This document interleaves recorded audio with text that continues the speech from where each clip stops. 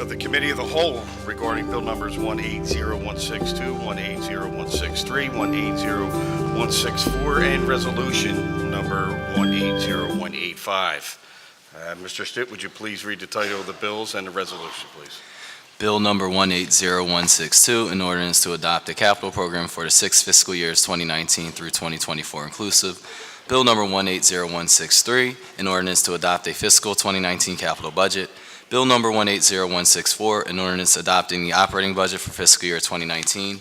Resolution number 180185, resolution providing for the approval by the Council of the City of Philadelphia of a revised 5-year financial plan for the City of Philadelphia covering fiscal years 2019 through 2023 and incorporating proposed changes with respect to fiscal year 2018, which is to be submitted by the Mayor to the Pennsylvania Intergovernmental Cooperation Authority, the authority pursuant to the Intergovernmental Cooperation Agreement, authorized by an ordinance of this Council, approved by the Mayor on January 3, 1992, Bill number 1563-A, by and between the City and the authority. Thank you, Mr. Stitt. Today we continue the public hearing of the Committee of the Whole, considering the bills read by the clerk that constitute the proposed operating and capital spending measures for the fiscal year 2019, a capital program and forward-looking capital plan for fiscal year 2019 through fiscal year 2024. Today we will hear testimony from the following departments: the CAO, Public Property Procurement, Human Resources Department. First is up would be the Chief Administration Officer of the City of Philadelphia. If anybody here wishes to testify or from the administration for the CAO, please approach the bench. State your name for the record, and you may proceed with your testimony, please. You can always adjust the mic too. Okay. Good morning. My name is Christine Drunick-Lopez. I'm the Chief Administrative Officer. Good morning, Councilman Heenan and members of City Council. As I stated, my name is Christine Drunick-Lopez, Chief Administrative Officer. Joining me today is Dwayne Gordon, my First Deputy Chief Administrative Officer, and my Chief of Staff, Stephanie Tipton. I am pleased to provide testimony on the Office of the Chief Administrative Officer's fiscal year 2019 operating budget. The proposed fiscal year 2019 general fund budget totals $6,169,329, a decrease of $1,972,126 over fiscal year 2018 estimated obligation levels. This decrease is primarily due to the deduction of $2.5 million in a one-time funding provided in FY18 for the parking amnesty program, and is partially offset by allocations in Class 100 and 200 described in my budget detail. The CAO centers its work in several strategic areas, providing technical assistance to city departments focused on modernizing business processes, helping departments build their capacity to innovate, and transforming government operations to make them more efficient and effective. As you review our submitted testimony and supporting budget detail, you will see that our FY19 budget reflects investment in these areas. The CAO's Human Resources and Talent Unit, also known as HR&T, will continue to support the exempt employee recruiting efforts of all city departments. In FY18, HR&T led the implementation of a new exempt hiring process, which is designed to provide department leaders with best practice guidelines and tools to source, interview, and integrate a high-quality, diverse workforce. HR&T continues to support city departments' sourcing efforts by sharing all job opportunities on web platforms such as Smart Recruiters and DiversityJobs.com. The CAO will continue to partner with city departments to modernize their operations by identifying efficiencies, utilizing technology, and providing a customer-focused approach. In FY18, we implemented technology solutions to automate aspects of the city's contracting process, as well as internal processes such as the city's physician request process. We are also continuing to work to address the issue of slow pay, an issue of particular importance to small, local MWDSBE businesses. The CAO's original focus was on reducing the amount of time it takes to conform a city contract. I am pleased to share that we have fully rolled out e-signatures, resulting in nearly reducing the amount of time it takes to conform a contract by 1/2. We are now exploring the invoicing process and plan to implement changes to this process throughout the remainder of the calendar year. Lastly, the Office of Open Data and Digital Transformation will continue its redesign of the city's website and plans to take beta to phila.gov this calendar year. This redesign, known as beta.phila.gov, will make it easier for residents to find and understand the information and services they need without having to know which department provides them. Currently, Beta serves 47% of all page views to cities' websites. In FY19, ODDT will also continue to publish data sets that make city government more transparent, drive business, improve service delivery, and/or facilitate civic engagement. In FY19, the CAO will continue to drive change through the initiatives I've highlighted this morning, as well as those described in our submitted testimony. We have accomplished much since the department was first created in FY17, and we look forward to working with departments to identify areas of improvement that will yield immediate benefits and create measurable efficiencies. This concludes my testimony. My team and I are happy to answer any questions you may have. Okay, thank you. Is there anyone else testifying along with you, Christine, or is... No, it's just my my first deputy, my chief of staff, and then if we have any questions, I'll bring someone up. Thank you. So I'm going to go back and forth for just a little bit and then yield it over to some of my colleagues who might have to roll on out of here for a meeting in the office. Your department was newly created in FY17, is that correct? That's correct. All right. How has your department increased its efficiencies with the city government in its first fiscal year? How has it increased it, and how did you measure it? So I would say where we started was in the contracting process. The contracts unit is part of the CAO's office, and then obviously procurement is one of our portfolio departments. So we really, we essentially got rid of paper in the process and we automated it. As a result of, we use the tech solution DocuSign for professional services contracts, e-signatures, and we fully rolled that out in November of last year across the entire government, and we've been able to see a reduction in those steps by half. So we've gotten some really great feedback from businesses. It's a mobile platform, so businesses can sign online. The first business to use the platform actually signed the contract in an airport. It was an IT contract. So that we've spent a lot of time. We also implemented ePay for procurement contracts. We started looking at other internal city processes. Most large organizations, if you want to fill a vacancy, there's a position requisition process. That was a very paper-intensive process, so we've automated that using, the company is called Floxu. It's a small startup out of Uruguay, actually. And so we've utilized that platform to do a lot of workflow changes. That's to name a few. Okay, thank you. Adam, I'm happy to hear that we're centralizing, the training efforts in the learning management system. In some of our meetings over the last year you have highlighted that there are some departments who average 6 months or more behind the starting time to renew and extend contracts that they hold. Aside from this being a very bad model for delivery of government services, I think it comes down to either a staffing issue or the lack of proper training of the contract officers. Can you explain if any changes are being made to address this issue, and what plan moving forward over the next 2-3 years, not short term but longer term, unless you have some short term benchmarks that are going to be in place to bring these contract execution dates into compliance? So that's a good point. We do measure, so we have a goal that 50% of all contracts will be conformed within 30 days, but we realized that was an aspirational goal. And so we do track how departments do based on 30, 60, 90, up to 180 days. We are seeing the trend slowly ticking down. I do think it's going to take time to do that, and I do think things like e-signature will be helpful. To your point about the training, we did get feedback internally that there's been a lot of turnover and that a lot of the staff really needed some refresher training, or even some, like, what am I doing right? What am I doing wrong? So I think about 3 months ago, we implemented a citywide training program.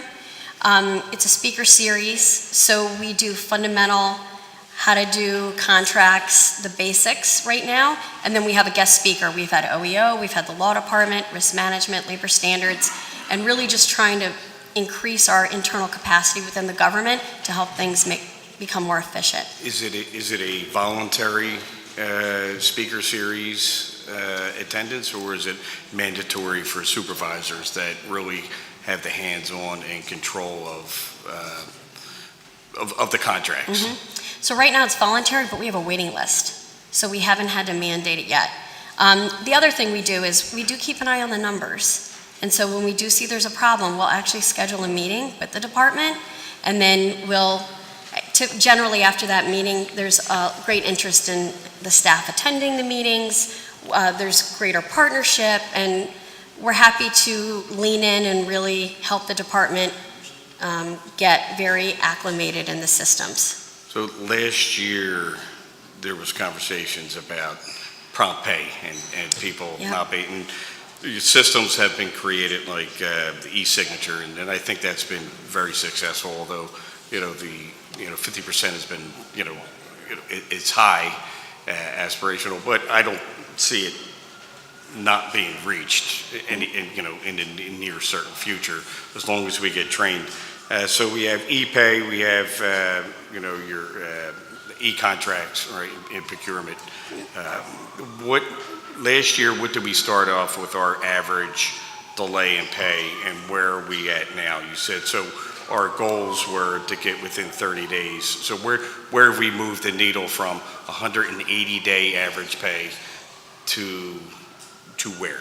All right, because my concern is, one, we're basing our budget off of program budgeting, and we're moving towards better efficiencies through technology, which is extremely important and necessary.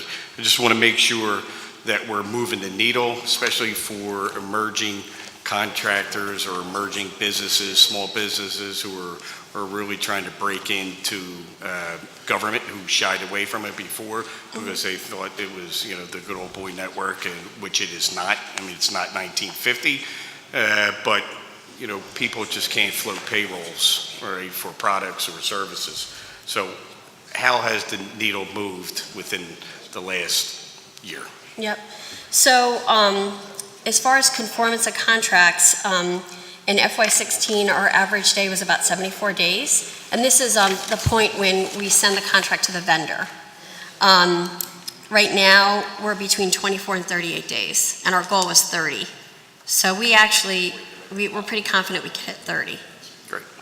Because DocuSign didn't go into full effect until November. So Okay. we're really confident. As far as prompt pay,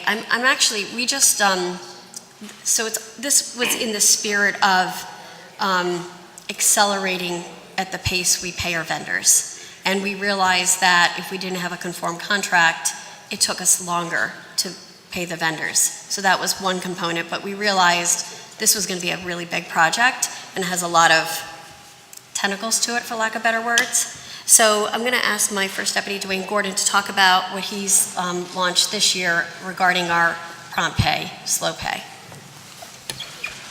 So far, Can you state your name for the record, please? sorry. Just for this. Dwayne Gordon, First Deputy CAO.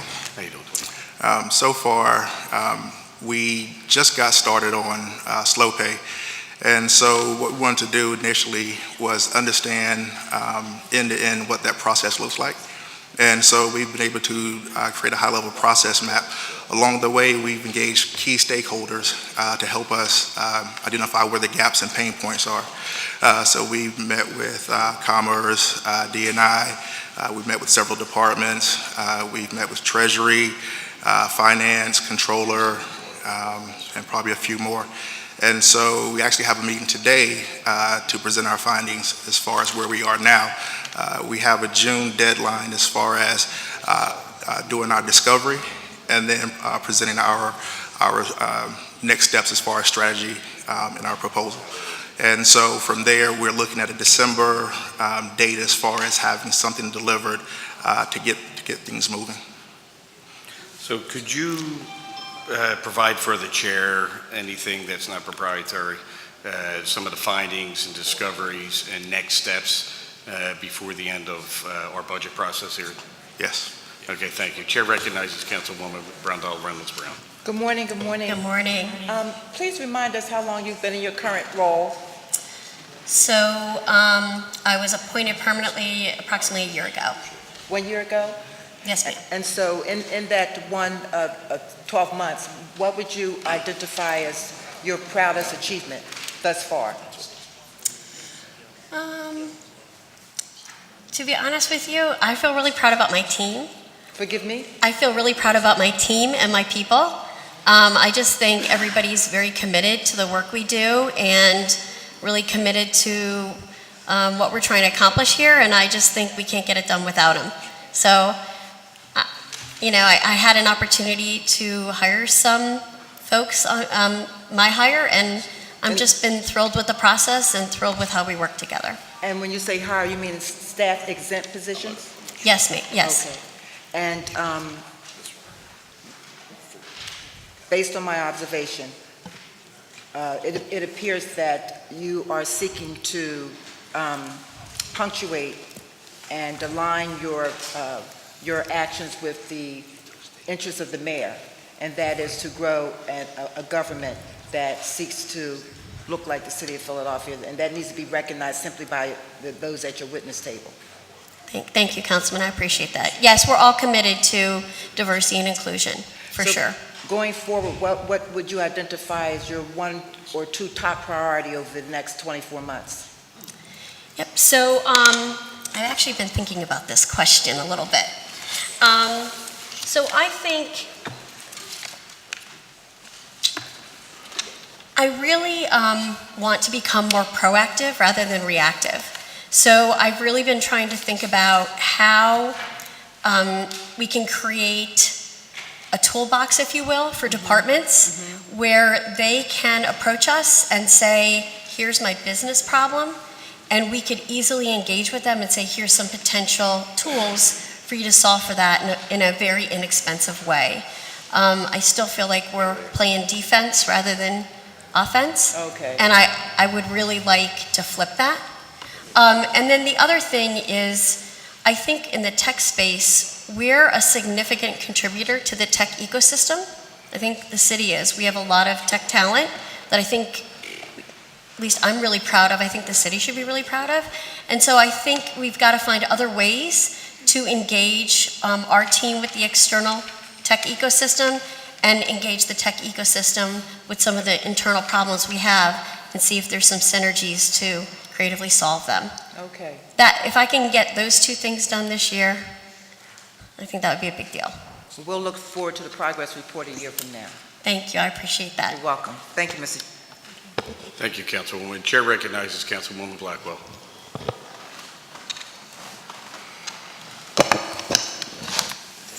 Thank you very much. Short question. I just wanted to ask where they have their English as a second language class, and I wanted to know if your programs, what languages, or maybe for further down. I'm trying to verify what languages are. So, what languages do we help here in the city when we're trying to deal with second language people? So we do have a language access plan.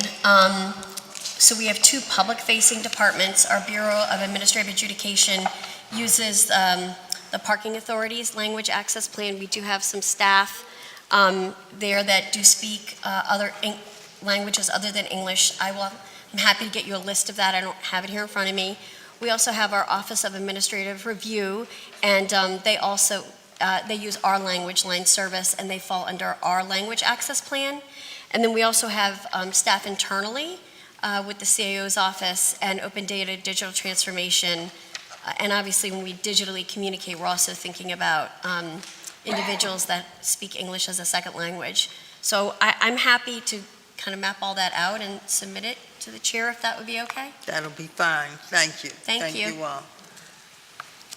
Thank you, Councilwoman. Chair recognizes Councilman Dunn.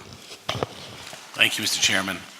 Good morning. Good morning. I want to follow up on Councilman Heenan and Councilwoman Blondell Reynolds Brown's questions on given that I just want to make sure I understand, the Office of the Chief Administrative Officer oversees 10 other departments, basically, that report to them? Correct. And so you have a budget of salaries that is approaching $4 million.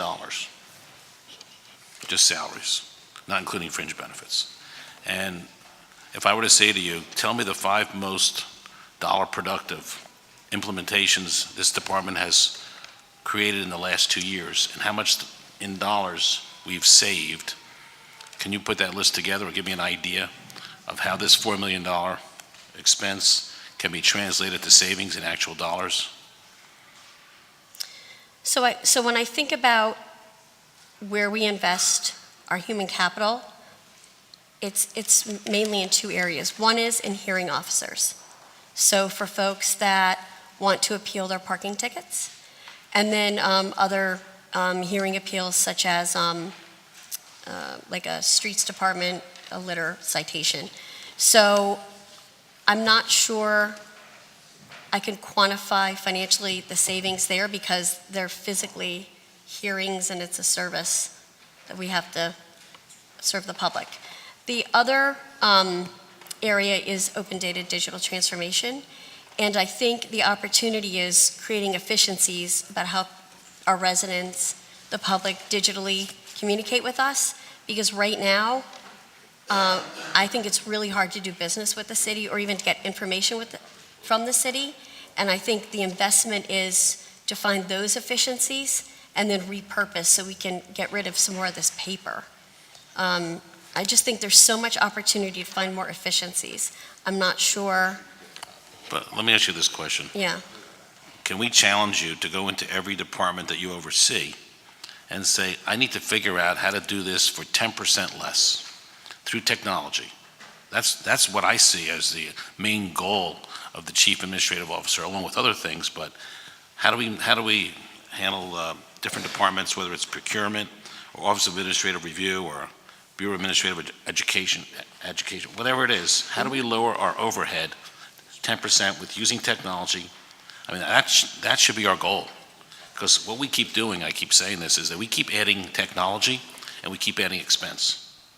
I'm yet to see someone come in here and say, including CAMA, which I still don't understand, how we spend $9 million for CAMA and not cut our overhead, okay? When this year, we were able to complete almost 90% of the assessments without CAMA.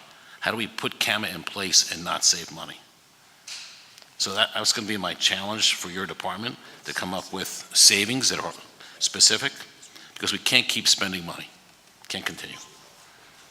I have a few more questions. Last year's testimony, you mentioned a new internal management process. It's called Performance Philly.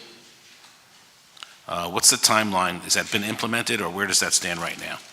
So last fiscal year, the Performance Management Office was part of the CAO's office, and then in FY17, it was moved to the Managing Director's office.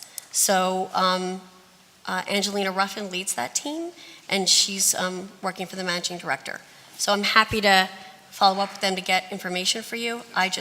She doesn't report my portfolio. Right. But to your knowledge, has it been implemented? I can't speak to detail. I mean, I meet with Angelina. She's an amazing resource for our department, Okay. but specifically, I'm not. Okay, we can find out. Yeah, I Maybe we can can't find that out. offer. And on the e-procurement system you were speaking of earlier, and I know we have DocuSign now, Correct. did that create any specific dollar savings we can point to? There were some dollar savings. They were not significant. We were able to negotiate the cost of an envelope down to what we originally paid. And then what we did look at is what it costs to mail contracts, because traditionally departments would mail the contracts, they were around $15, and so now we're below $5. So they're not significant, but there is some dollar savings. And as of last year, e-procurement was launched, I think, in 10 departments you mentioned last year. Yep. How many additional departments have been moved over this year, and how many more need still to be moved over? So procurement will have that information.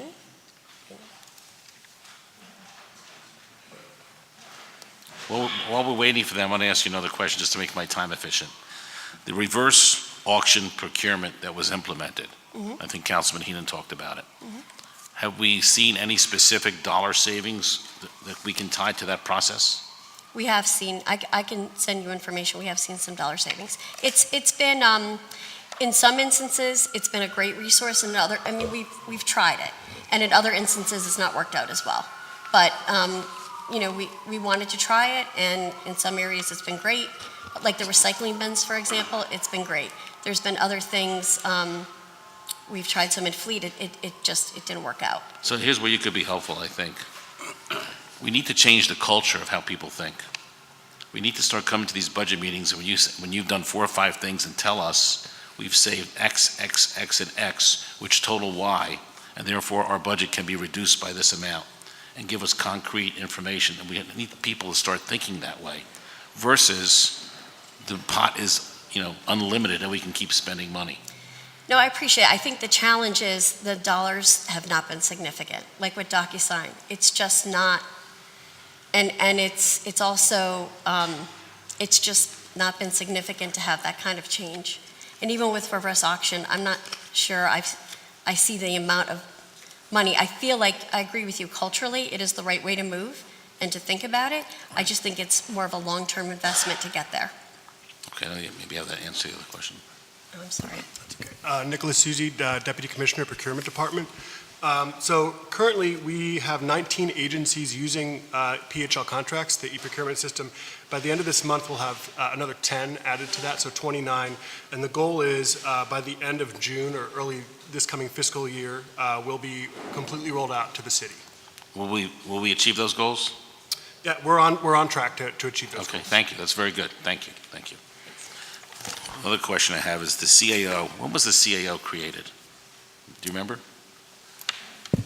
So I wasn't here, but I believe at the onset of county administration it was created. So what year was that? So January 2016. And the number of employees in this department, how is that? Has that grown over the last 2 years? How's that grown? No, it's not. I mean, other than, Stable? no, it has not grown. Okay. Another question I have for you, because I mean, we have right now in this department, is it around 61 employees? In your budget, I just want to make sure I understand, on purchase of services, maybe I missed this answer, you may have already answered it, but I noticed that it's been reduced by $2,100,000. And it said, can you explain the reason for that reduction? You may have explained this already. For the reduction? So we were legislated to stand up a parking amnesty program. And so the effective date of that program was March 1st to run through April 20th. And so we needed the funding to stand that program up. And then it was a one-time program, so it was for the program and then it ends. So you have in your financials $2.5 million. Was all that money used or a portion of it used? So the program's still ongoing.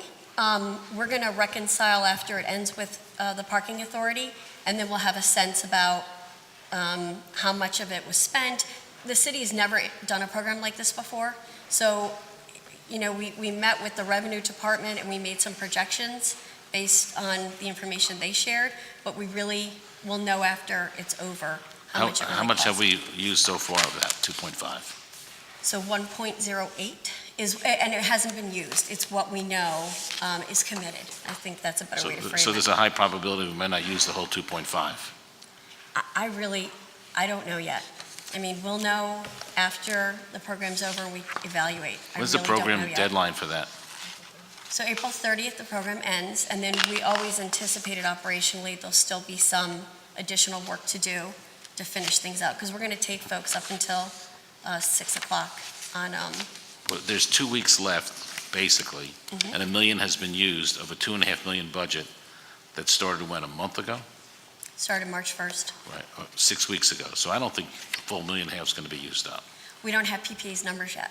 Okay, So I don't have all the information. I don't have the sheriff's numbers yet. okay. One other question. I'll wait till the next round. Thank you. Thank you very much. Thank you.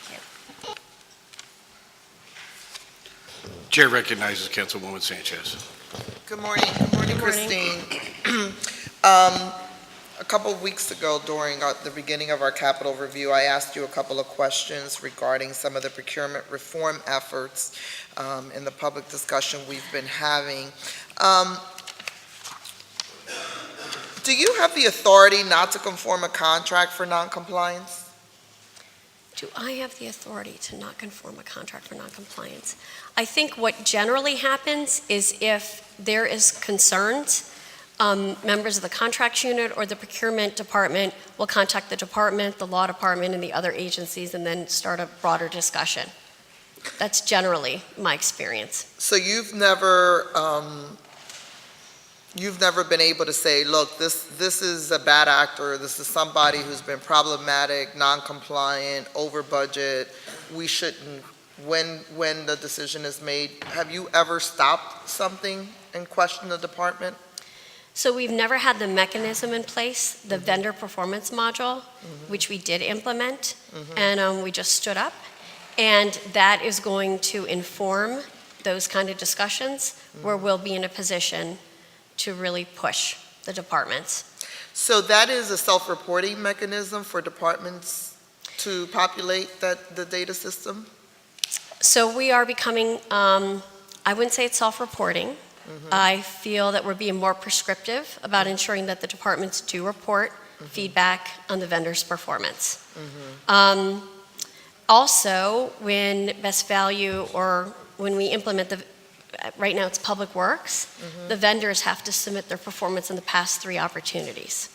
So, how long will that be fully implemented, and when do we expect to see some of those data sets?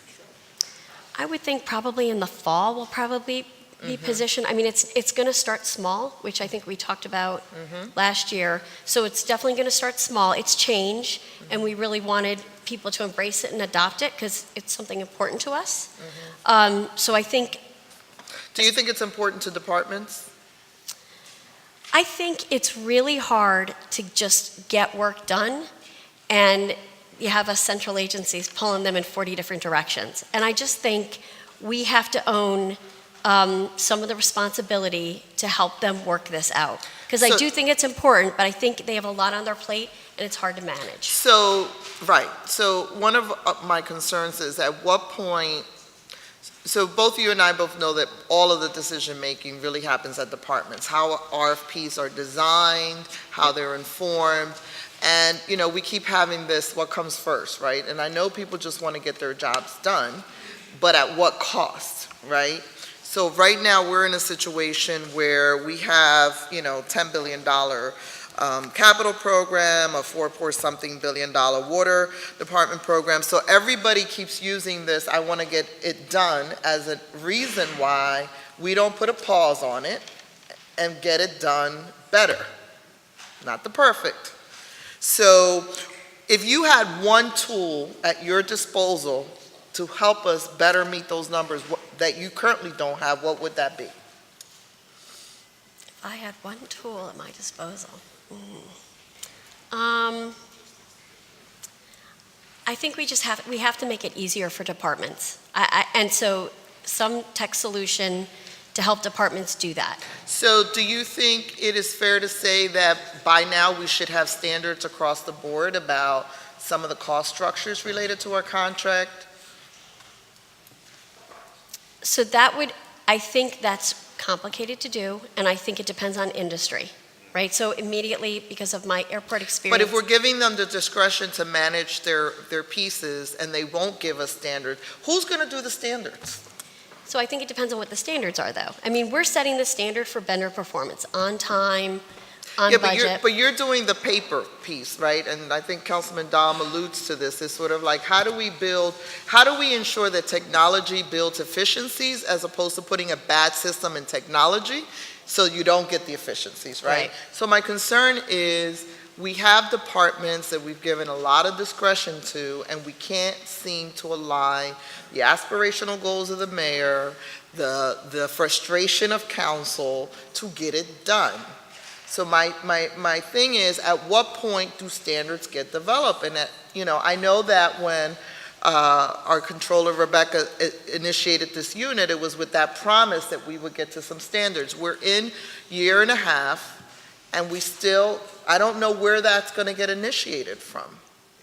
Because when I ask the questions department by department, if they want the discretion to develop RFPs, to design their projects based on the uniqueness, is it not fair for us to have standards, and who's going to set those standards? So you're talking specifically about RFPs, right? I'm talking about cost. We've Right. inflated the market of cost. When I get projects penciling up, and the estimates that we're getting, $450 a square foot, to all of these things, shouldn't we have some standards? I feel like the market is driving us Okay, okay. versus us driving them. So what happens first? Who sets up the standards? So I will be honest with you, we focused a lot on the process and making the process more efficient. And I know the budget office is interested in us partnering with them to look at the capital process. I think it would be helpful to understand, is the time, like, where's the time best spent? Is it finding the more efficiency, more transparency in the process, or is it leaning in and really defining some standards, which is going to take a cross-functional, very technical team, I think, across the city? I think it can be done for sure. So when I ask departments about what kind of matrix, what kind of data set should we be requesting, right? Because it's so big, right? But I think transparency is one, right? If we only have 12 contractors and they're milking us, we should know that, and that should be public, right? I agree. And the excuse of these are the only people who have capacity because we only RFP it in a certain way, so they're the only ones who have capacity. So what comes first? Our commitment to debundling and local purchasing, local hiring, our commitment to diversity, and the fact that that comes at a premium, which is why we're doing best values, Yep. or our commitment to try to get stuff done on time, which means we've inflated the market and we'll only do business with a few people because of the way we're designing stuff. I mean, what comes first? Yeah, I don't think the same old is the way to go. And I do think creating transparency and setting our expectations, because I'm not sure we've done that, at least from my perspective. So I think in setting our expectations about what is going to be acceptable performance for us, which is why I do think Best Value is an amazing opportunity for us with the vendor performance module. I appreciate your frustration that we're not moving fast enough. I do. There's a lot of money. We're mortgaging off as we borrow and we borrow. And, the numbers are going backwards in terms of the trajectory of where we are, or where we've been, where we've aspired to be, right? And quite frankly, we're, putting bigger numbers, if we're not going to generate it because we don't have a contracting system to allow it, is setting ourselves up for failure, right? And so it's good, we'll debate it 2 years, we'll set up goals we know we can't reach, right? We'll continue to set up contracts, we know the universe of who can comply because of our paying and of everything else. I just feel like we're spinning our wheels, right? And as much as I want to see the performance module work, I think there's some matrix data that we need to be transparent about now, so that we're realistic as opposed to just saying to council what we want to hear, and know that we can't meet those numbers because we're not set up that way. So all of that to say that I think we need to have some discussions around some of this RFP standards, and how we conform some of these contracts. And I do think we need the transparency. Will your performance measure system allow us, or is there any place where I could go and see who's doing what work for the city, and what level of compliance they're in right now? For any department. So you're talking about OEO compliance? Mm-hmm.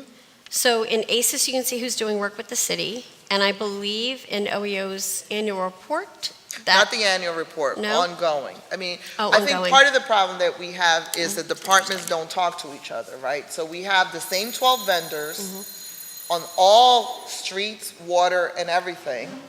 And where's the interface happen?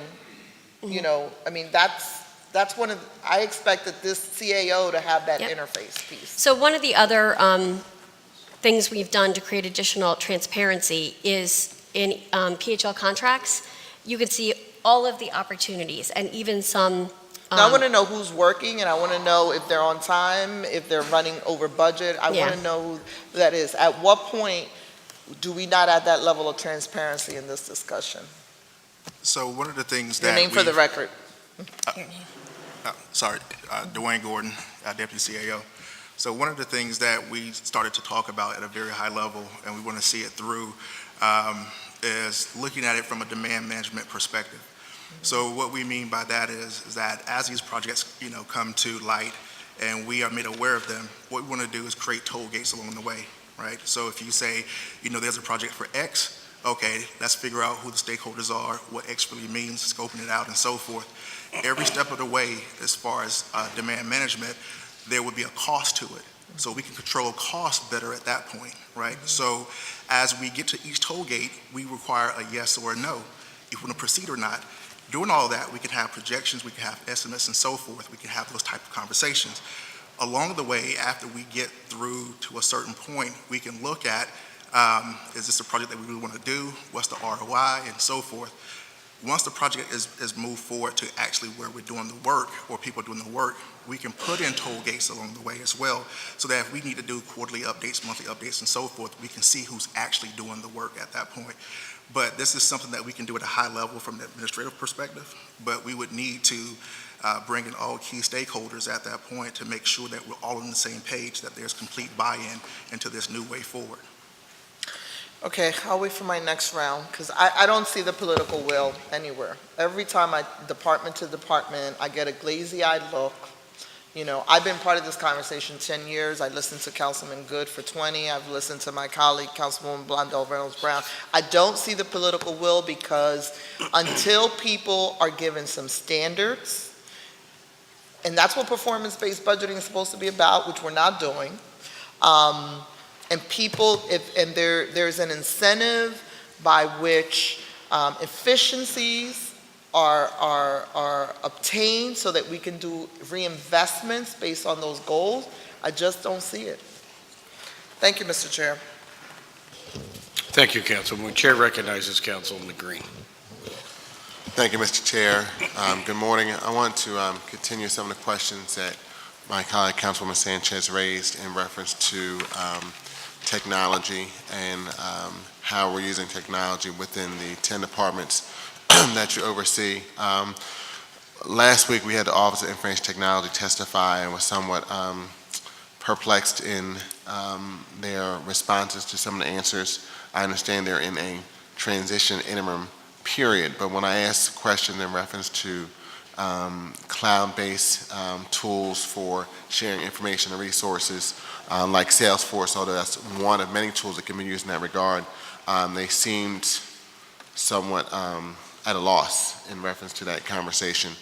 So I want to get some perspective from you, considering that you have oversight of both OIT and some other departments, and I do want to commend the work you've been doing regarding best value and e-contract Philly and using those tools as a better way to get things done from a time savings perspective. However, I think there's more that can be done, and I think OIT is one of those departments, and listening to some of the comments made by Councilman Sanchez, I just have some concerns in reference to how we're moving forward. So good morning, Councilman. So I think every tech solution depends on the scenario, but obviously if something's cloud-based, it makes total sense. Our position requisition system I referenced, that's a cloud-based solution. And what I particularly like about cloud-based solutions is they're fairly cost-effective in those instances. Salesforce it's a great CRM. It's one of many great CRMs, but I think we're open to exploring any opportunities and getting things on the table for us. It also kind of goes back to some of the points that Councilman Diamond made. For example, I learned somewhat recently that when we move forward 301, we had purchased Salesforce in order to use 301. And there are some licenses that we are we paid for that we're not actively using. Yep. And so those licenses, along with maybe an administrator and purchase some additional licenses and a setup fee, or they'll say a consultant to come in to set up some initial steps, we really could use it in a much robust way in reference to how we just communicate in reference to zoning issues, health department issues, revenue issues, so we don't have a situation where I, as a applicant on a zoning matter or some other application matter with the city, I'm waiting on an issue because it's in someone's email inbox, waiting for it then to be viewed and then sent to someone else. And we're sending PDF files back and forth via email when there are CRM systems that are much more efficient that allow various departments to see what's going on in real time and allow the customer being constituents to get better service. And I think the employees would be happier because they don't have to continue to go back to frustrated customers who are waiting for information and there's a delay. And I just don't see the urgency, going back to Councilman Sanchez said, the urgency to use these tools as what they are. And I think that's one of the concerns that I see in just in the city government as a whole, that people work in silos and we don't want to get out of silos. So using that and wants to shift to best value, how is best value being implemented through other departments in the city and what resistance are you receiving? So right now we have 2 best value opportunities. One is in the water department and one is a concession at the airport. They're both still going through the process. I don't think the results are back, or the proposers are back in on the airport opportunity, but in the water opportunity, the number of proposers went up, which I think is great because, as we all know, increasing competition generally leads to better dollars for the city. So the vendor performance, the metrics are in there. And so this will be the first time we test it about how these firms have delivered on their previous projects and their DB goals as well. So I'm pretty excited to see how we make out, and I really commend the water and the airport for being our guinea pigs, for lack of better words. Right, and following with Councilman Sanchez's question about standards, how will we roll best value throughout the rest of the administration? So what happens is when the procurement department sees an opportunity, they actually have been proactively reaching out to the department. So we're not necessarily leaving it to the departments. We are extending ourselves and basically having discussions about, we think this is a great opportunity for them. We envisioned starting small because this was such a big change, and so we have 2. I think we need to get a couple more under our belt, and then I think we're going to start getting into a rhythm. And so is that for next fiscal year? Is that the plan? So we wanted to get 1 or 2 up by the end of last calendar year, and then we said 6 to 12 this year. That was our goal. Okay, and then when procurement is identifying various opportunities, are they receiving pushback from the department to say, no, this is not a good opportunity for best value? How is that occurring? I think they've been pretty receptive. I mean, a lot of instances, it's been a professional service, and there's also a supply or good component to it. So it just naturally is a best value opportunity anyway. So I think the conversations are going well. I think change is hard generally, and so I think people are just adopting the change. I'm not sure I would attribute it to anything more than that, at least my experience in the government. Looking at your Office of Open Data and Digital Inclusion, and you state in your testimony on page 2 to help departments make government services more transparent and accessible to the public through technology and human-centered design methods. How is that moving forward with the redesign of the city website? And then how will you use that in other aspects of city government going forward? So if Tim Wisniewski is here, I'm going to ask Tim to come up and speak about that.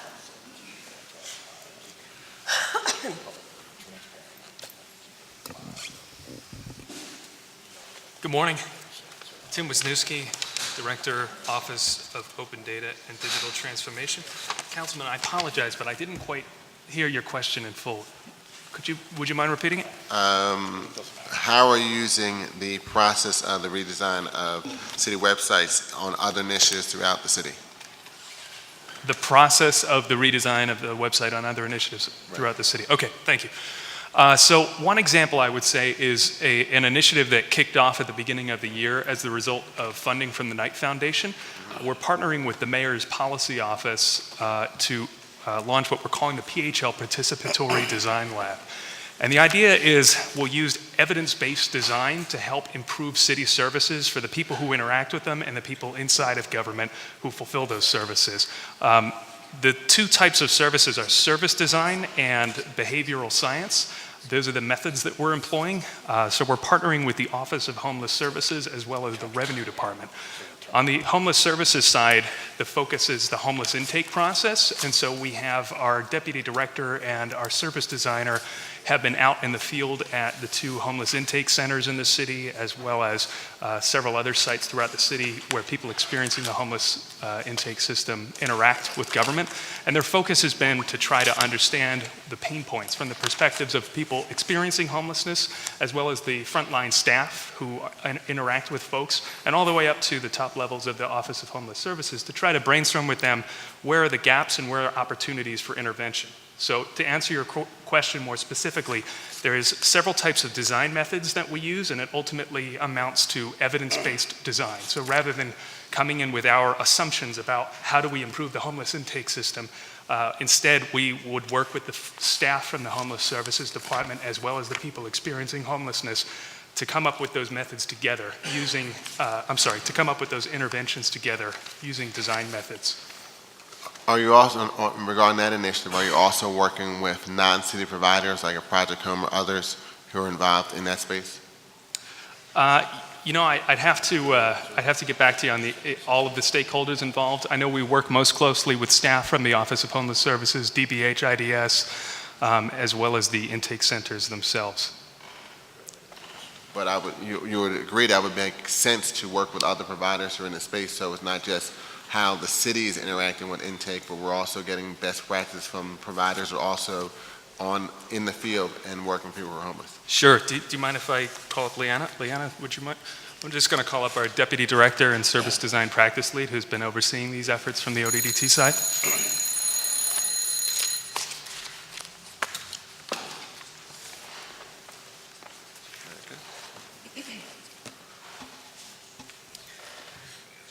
Hi, Leanna Dragaman, Deputy Director, Office of Open Data and Digital Transformation. So one of the key methods that we're using is service design. And before you even start the process, you really map out all of the stakeholders, both internal to government, but as you know, the Office of Homeless Services partners with they have a service provider network. So as we've gotten out into the field, as Tim mentioned, we've interacted with people accessing and using the services, people who are on the front line of delivering those services within OHS. But then we've also gone to the different engagement hubs run by Project Home, the different cafes that are run by different service provider nonprofits, as well as emergency housing shelters. So we've been pretty comprehensive in our discovery phase, but throughout the year we'll continue to prototype and collaborate and interact with different stakeholders that are relevant to the prototypes that we develop with the Office of Homeless Services. So we'll have additional opportunities to bring on stakeholders inside government, outside of government to continue to make improvements. So we've been pretty comprehensive in how we've been working with the Office of Homeless Services, as well as those that sit outside of government. Okay, thank you, Mr. Chair. I have some additional questions. I'll come back in the next round. Great, thank you. Thank you, Councilman. I have a few questions, if I get my bearings straight here, but one, we talk about reaching out with our new systems and policies that we have in our CIO department when it comes to procurement and reaching out to emerging vendors, right? What is your outreach plan? I know you had mentioned there was, a significant plan in place last year. How did that go, and have you seen an increase of people, bidding or, wanting or showing interest, expressing interest in either contracting, procurement, or which we'll talk about later, but professional services and contracts. So we did have a robust outreach plan last year. Obviously, we're continuing to do that. It's not just the CAO's office, it's all of the procurement department, the contracts unit. There's several of us that speak at events and want individuals to know the city's open for doing business, and also some of the work we're doing to assure potential vendors that we are looking to simplify and doing business with the city easier. So that is continuing, and we are seeing, ever so slightly, but we are seeing an uptick in the amount of proposers. It's not been significant, it's maybe been one or two, but the numbers are trending in the right direction. So I think that talking about how we are invested in simplifying the way folks do business with us, creating more transparency has really been helpful, and I really think being able to do business with us electronically and not having to physically get in your car and drop the contracts off in a city office has made a big difference. And that comes to just continuing to educate and outreach to, whatever kind of association or groups that are out there, all right, to let people know. I want to talk about if you're doing good. I want people to know that you're doing good, because I believe in and have believed in the mission of the CAO's office. Thank you, Councilman. But we need to, as council members, as Councilman Dom, talks about all the time, we need to not necessarily call fiscal note, but see what kind of return we have on our investment with technology, or, maybe we're better off remaining paper, which we are not. All right, things are much quicker with technology and more efficient.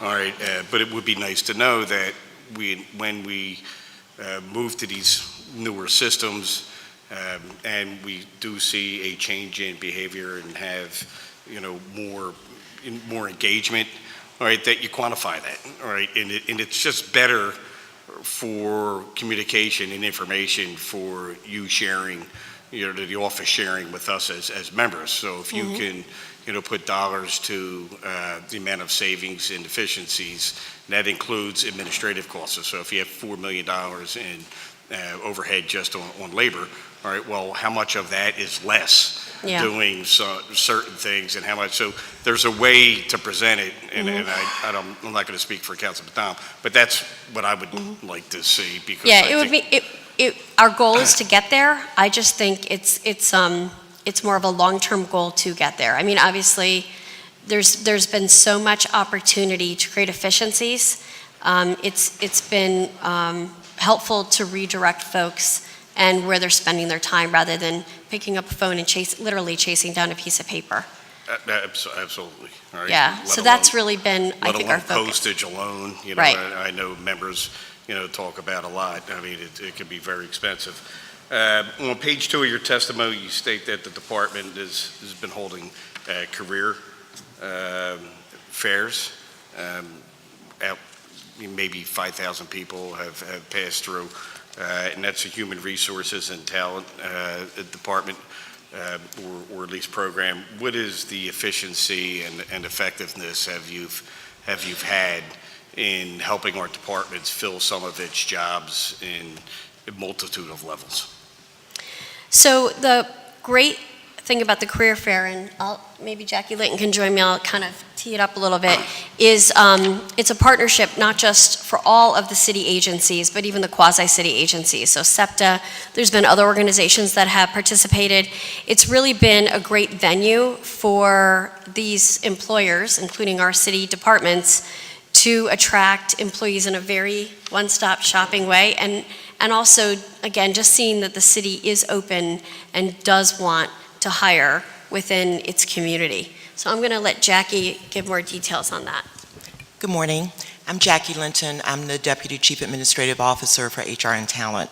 So we hosted the career fair over the last 2 years, and last summer it was upwards of 5,000 people that attended.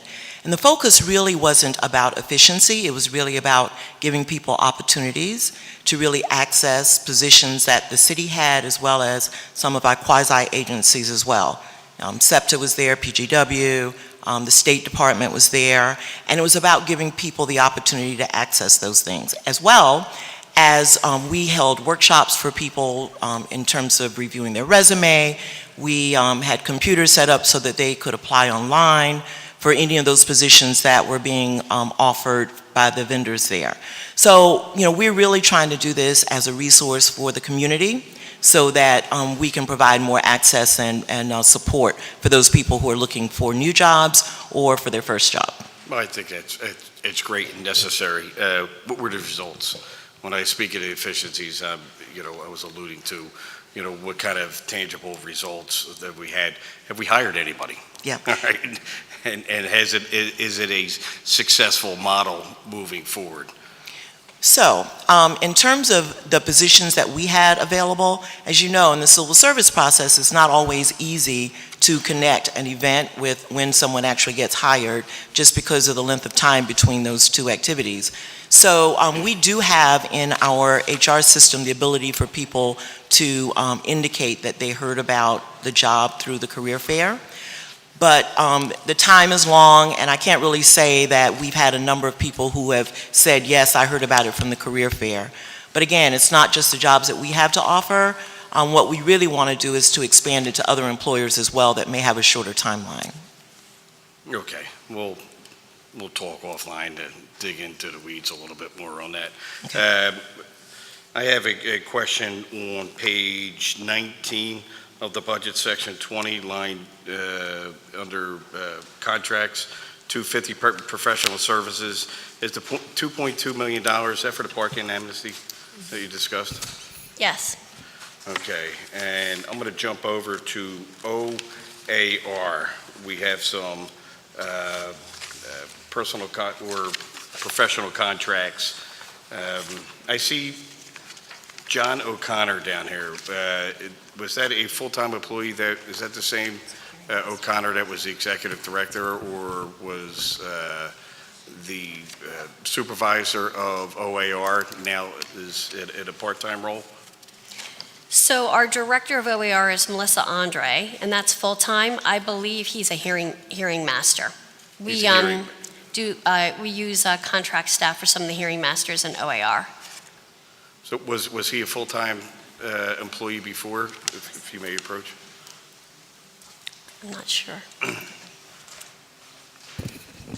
Hello, my name is Melissa Andre, Executive Director of the Office of Administrative Review. Hey, how are you? John O'Connor was a part-time hearing master. He mainly does all of my PPA red light camera hearings that we do. Okay, so he's always been a part-time. Is there another O'Connor, or is it the same O'Connor that would come and testify?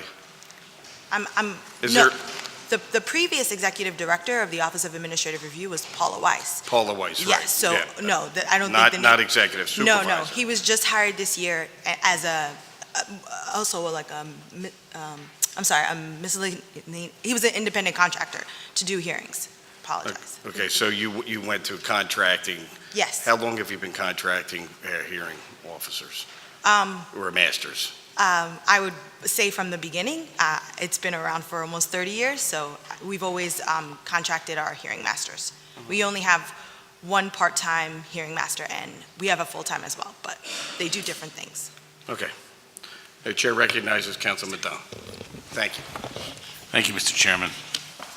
I want to echo Councilman Heenan's comments, and I think that what we should be doing going forward on any purchase of technology or anything else, usually, in the private sector, before you buy anything, you look at what the return payback period is. Is it payback in 3 years, 5 years, 10 years? Example, 10 years is a 10% payback. So I think what we should be doing going forward is doing those analyses and figuring out what is the payback on this investment, and then that savings that pays back, how does that apply towards the budget? Just as a suggestion, I think that's a good way to look at this. That's how the private sector looks at it. And we really, in that area, I don't think we're that much different.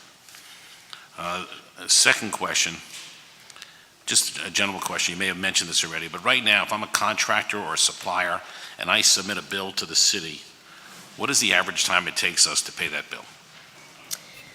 So that is a good question, which is why Dwayne is leading the prompt pay project. I envision this being a very large project, and depending on the department, the process looks different. It is predominantly a paper process. What we do know is that by the time the invoice is submitted to finance is very efficient in how they pay it. Well, let me ask you the question this way. I'm a contractor. Yep. I want to do business with the city. I ask the question, how long is it going to take me to get paid? Mhm. What's the answer? Go ahead. Dwayne Gordon, First Deputy CAO. So it just depends. What we're finding out is that there are a number of issues on the very front end. So we're not seeing consistency with the submission of the invoices. That's the first thing. The second thing is that they're sending a batch of invoices to wrong departments. So those departments are tasked with then sorting the invoices out and making sure it's dispersed to the correct departments. From there, there are incomplete items on the invoices. There are a lot of miscellaneous things that are wrong with them. So it kicks it out and it has to go back to be completed. So what we're seeing is that there are various types of delays. So we can get an invoice paid short end about 30 days, long end about 120, 180 days. So it just varies. Once we have everything in place and that's correct, once it makes it to finance, we're seeing about a 2 to 3 week turnaround. So we can fix the front end, we should see on average about a 30-day turnaround. Now, I heard about this problem last year, and a full year has gone by. And I'm going to tell you that if I was a contractor and you gave me that answer, I probably would not want to do business with the city of Philadelphia, okay? Because I can't afford to wait 6 months to be paid. I have to pay my employees, I have to pay my insurance, I have to pay all my overhead. That's really not an acceptable answer to contractors or suppliers, 180 days. So one of the things that we have to do better as from a city perspective is educating the contractors on what's needed, right?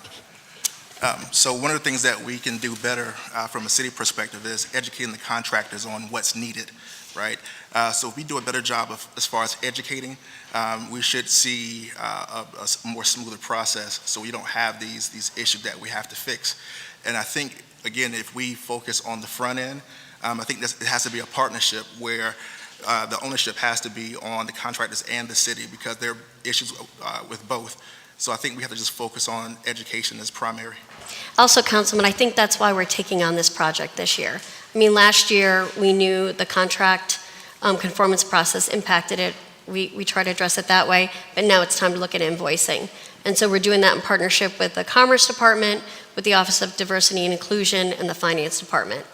But we agree with you, it's a problem. I understand that, but you're not you specifically, but we're being asked to approve an increase of the budget of dramatic proportions, okay? And the issue I have is when we're not managing our finances well, I don't see how we can give you more money if we're not managing the current money that well. Because I'm going to say to you right now, if I'm a contractor doing work for the city, I'm going to build in an interest cost and carry for 6 months or longer based on how we pay bills, which is really costing us a lot more money to do business with anyone else because of our processes. So I think the good news is we're looking at it, and we're committed to doing something by the end of the year. And I think that's great, but end of the year is too late. I heard this last year. You know, I say this in business. The most valuable employee in your business is that person who views your money as if it's theirs. Mm-hmm. And we need that in government. We have to view this as if it's ours, and it is ours, okay? But taking 180 days to pay a bill is insane. I'll come back, but thank you. Thank you, Councilman. Just point of information, just a little confused on, so the councilman's line of questioning is spot on. I believe I asked similar questions earlier, but had a different answer. And I'm not sure where we lie at this point. I mean, I know we're improving and we're working towards. Are you able to quantify, all right, and and provide to the chair, like how many days, all right, has been approved with the e-signature program that we have, and you went from prompt pay conversation earlier when I asked the questions, because it is important, because people have to float payrolls, especially, you're talking about bringing, I asked the emerging vendor and contractor question for a reason, right? Now, if they're not getting paid, they're not going to be able to support it unless they have a partner, all right, who can float their payroll, all right? And we're trying to get more vendors and services online quicker and easier, and they just can't do it. So 74-day pay as opposed to 120-some day pay was what I was given earlier, and under 30 days for certain other procurement projects. So that's contract conformance time, Right. which we cannot pay a vendor until we have a conformed contract. So I believe I referenced having, this problem has a lot of tentacles, so to speak. Right. And so one of the problems was contracts. It's not the only problem. There's also problems with the invoicing process, which is what we're taking on this year. On whose end? Like, I think on both. What are some of your challenges? Is it vendors providing information? Is it the city getting lost in the shuffle between the departments? And does that hold up the e-sig signature, technology to make things move quicker? I mean, so where are there challenges? So all of the above, and there is no e-sig when it comes to invoicing. So when you get a paper invoice, some departments it goes to the project manager, other departments it goes to their accounts payable unit. They have an internal approval process, because you have to make sure the contractor did the work, so the person has to sign off on it. Then there's typically a paper process, whether it's a cover sheet or they actually sign the invoice. Then it has to go back to the accounts payable. They have to do things in the systems, and then it has to get sent to finance. Then finance has to review it, make sure everything's there. There's times where invoices are not properly prepared. They don't have everything they need. So I think Dwayne referenced an educational opportunity on the vendor side. I think that is certainly one thing we're looking at, we're exploring. But I think this is an enterprise approach and something we're going to have to look at implementing across the government. Well, I think so, because, if we have this robust outreach to communities that may not have, even thought about bidding on any kind of city projects, and, the councilwoman and other members here would talk about it all the time, where we only have one or two people bid, whether it's procurement or professional services or as a vendor, that they feel comfortable, like, we're not going to be able to bid, like, what's wrong with our outreach is what I'm asking, if they don't understand what's expected, the city's expectations of them to work through, and then, of course, on our end. So it's just, if you could provide to the chair, some of the improvements that we've made, the outreaches we've had, and the progress, as we move forward, and where you think we go. I mean, in your testimony, you talk about, 50%, executed contracts, in streamlining, all right? So, I mean, that's good. It's a quite of an improvement. But when you get down to the neighborhood level and giving people opportunities, and you have a robust outreach program,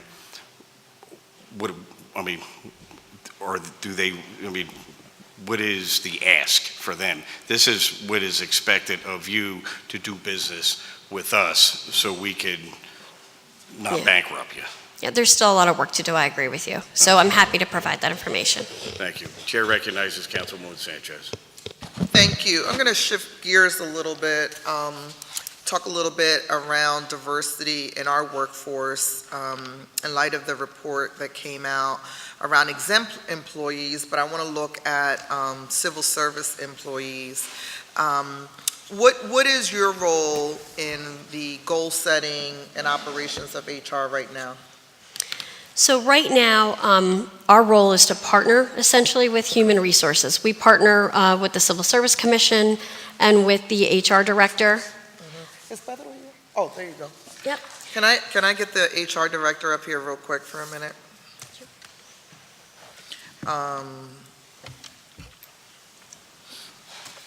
I want to thank you, and I know that later on as you testify, you'll talk a little bit about some of the issues and some of the progress you've made around diversity. So I want to ask both of you, the numbers are still extremely low department by department, right? Particularly and this is on the exempt side, let alone the civil service side.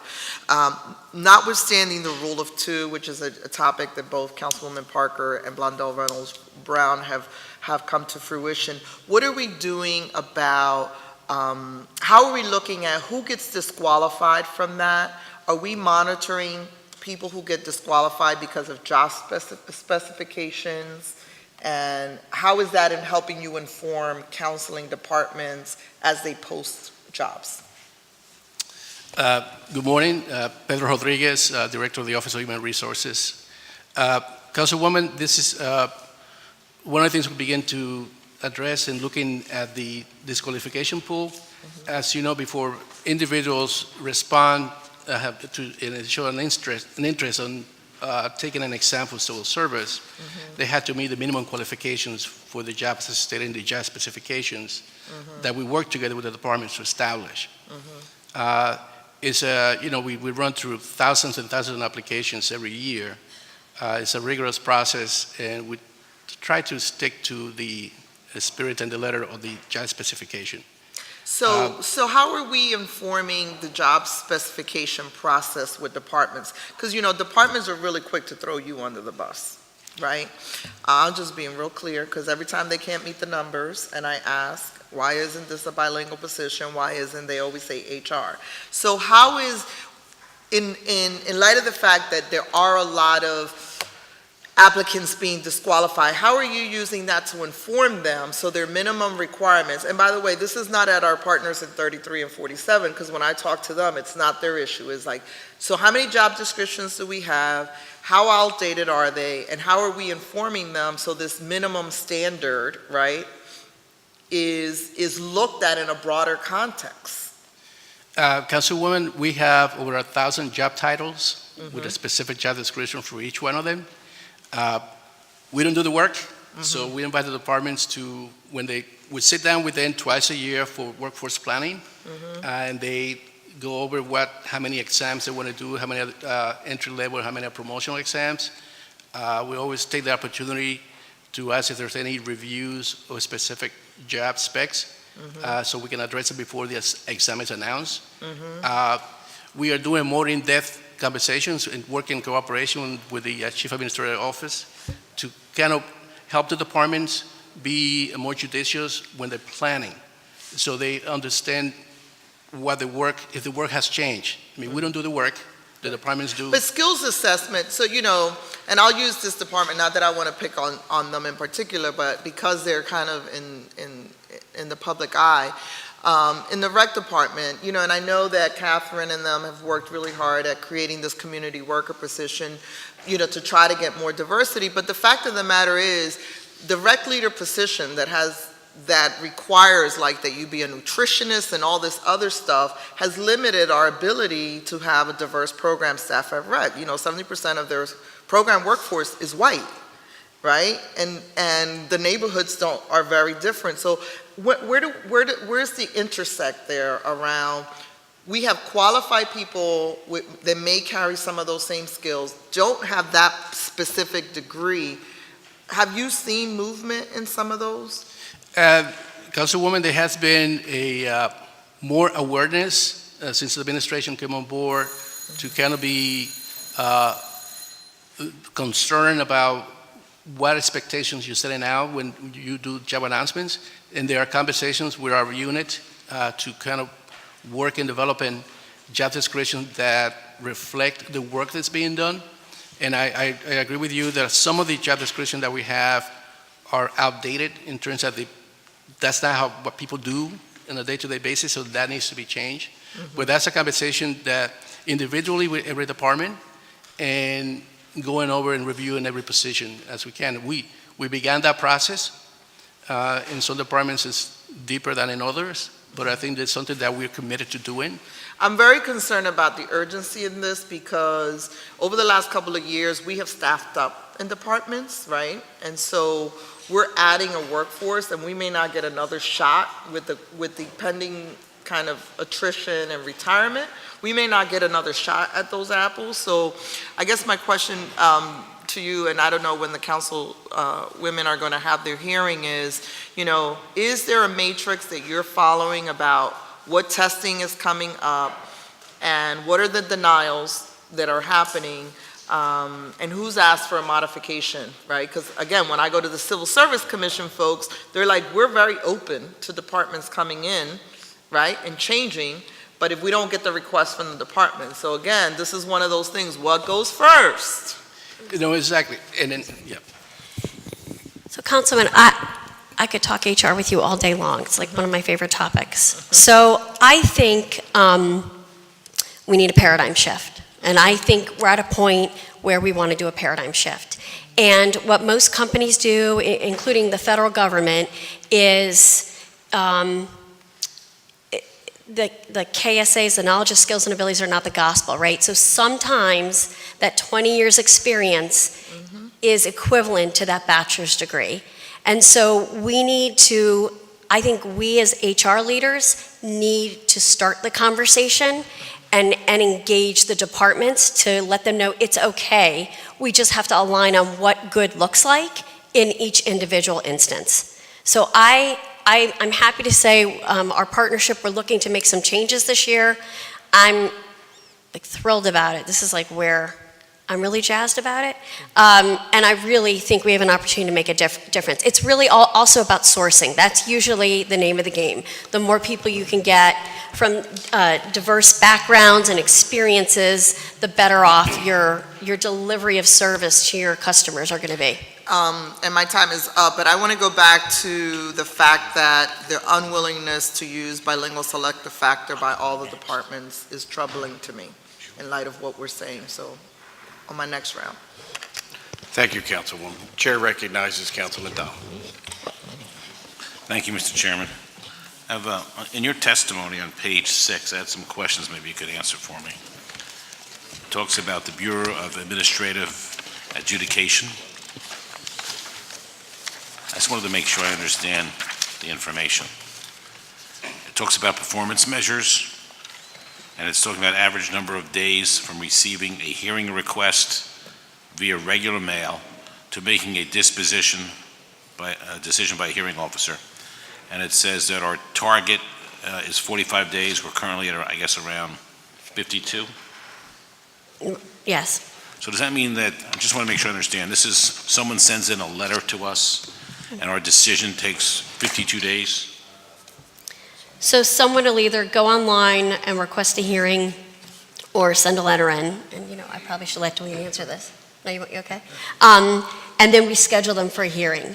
The in-person hearings we're tracking close to target. Where we're seeing challenges is on the online, the web hearings. And so there's an opportunity to... Yeah, but I guess that's my question. When I look at this information, people send in a letter to the city, it's 52 days.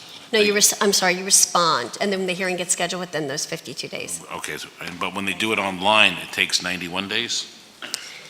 It is taking longer. We're having delays in the web hearings. Why would it take longer on the web than Because if you're currently booted or towed, you have the right to get an immediate hearing.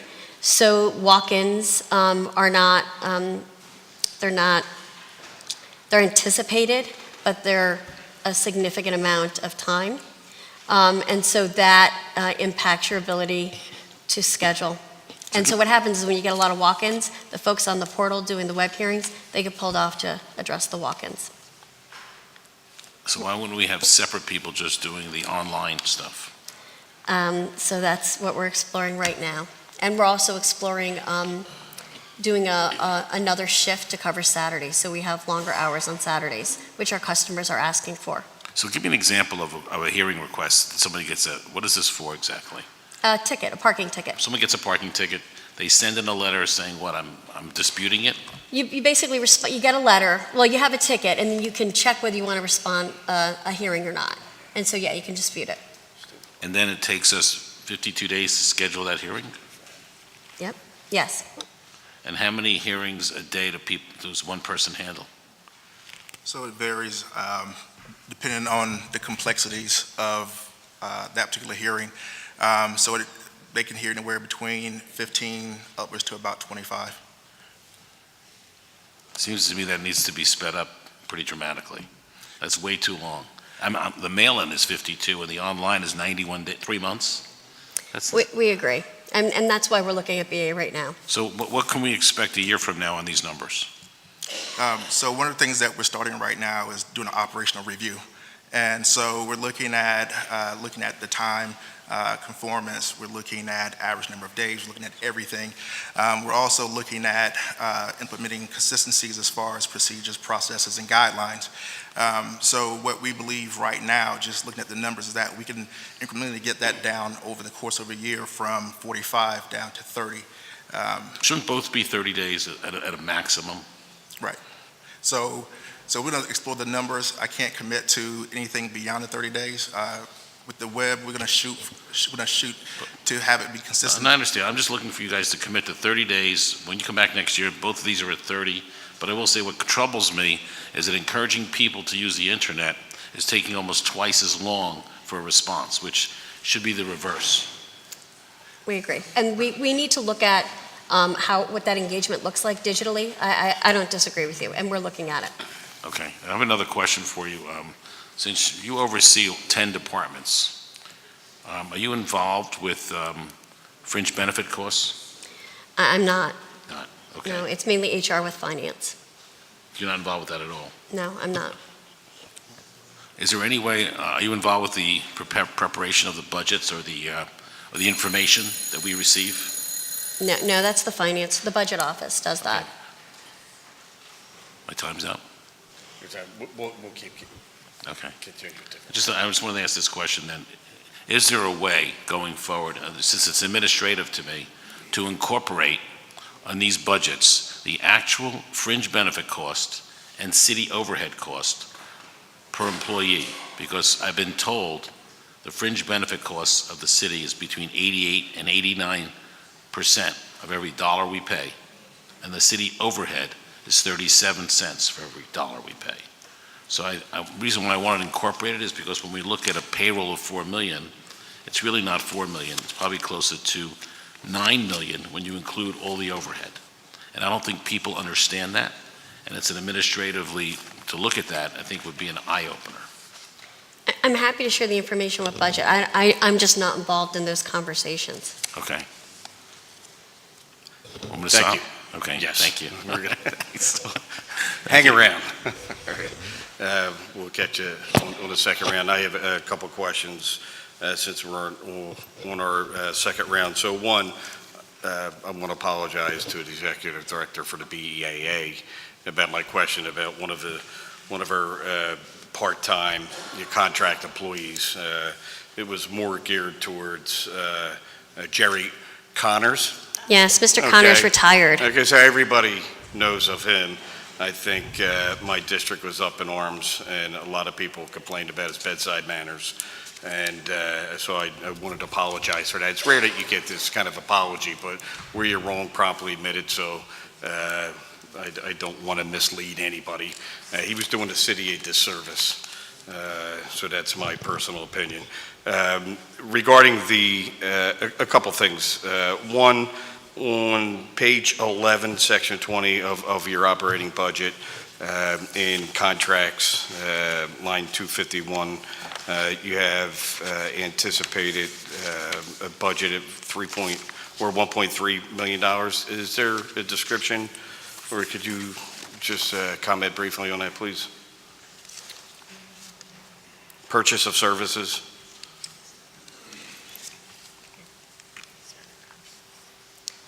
I'm sorry, Councilman, can you help me?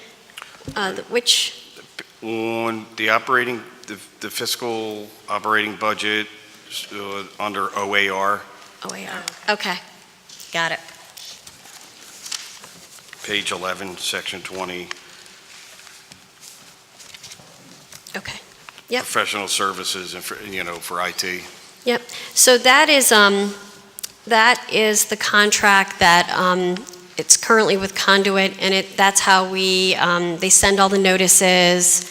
It's essentially the entire suite of how we track and notify and cashiering, all of those functions for OAR's notices. So anything that OAR is responsible for, CVNs, parking, or whatever, they all go through this system? Well, they don't have parking tickets. BAA has the parking tickets. They have the red light tickets. And then they have like a streets department citation. Right, which is the CVNs, right? Correct. Okay. That's what goes through that.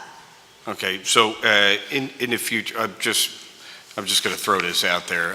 I've had conversations publicly about this, just years ago regarding CVNs and NOVs. Now we are moving towards an office, that data warehouse, Office of Property Data. I'm not sure exactly which one, but they both sound really nice. And you're going to be able to give a profile of an address. Yep. Could we take a look at some of the CVNs and some of these notices that go through the BAA in some of that data warehousing, so we know where, who we're dealing with, whether it's an absentee landlord, whether it's, a bad neighbor, somebody that's just willfully, or we could even discover that we have a notice issue, when it comes to somebody habitually, not receiving or responding to any notifications. Sometimes notice service becomes an issue. And I just want to out of the details like this, you might be able to discover that. I also notice with the BAA that you're doing Saturday hours. Would you consider, 1 day a week up in the 6th District, offering to our constituents after work hours for 2 hours for the BAA to be available at one of our at our mini city hall? So I'm just throwing it out there for future consideration, because I think we would be a little more, we get a lot more respondents. I think if people could come in, maybe have one of these part-time examiners hear something 1 day a week, or once a month, every third Thursday or something like that. Let us take a look at that. Yeah. And then we're happy to follow up. I just want to make sure it's resourcing. Yeah, look, I'm not looking for an answer. I'm Yep. just throwing it out there Okay. again. Why we're doing Saturday hours. We could do 2 hours, something like that. It'd be great for Northeast Philadelphia. And I know you've been working extensively to updating the website, and your final version of the website will be available by the end of the year. Is that correct? So we're taking beta to phila.gov by the end of the year. We'll still be working on it in the following calendar year 19 as well, but it's pretty exciting to drop the beta. We were from alpha. It'd be nice to drop beta and just be phila.gov. Well, that'd be nice. So what are some of the updated features that you're going to provide on the front and back end to help better serve some of the efficiency questions that we have, and how do we anticipate all that moving forward? Yep, so I'm going to ask Tim Wisniewski to come up.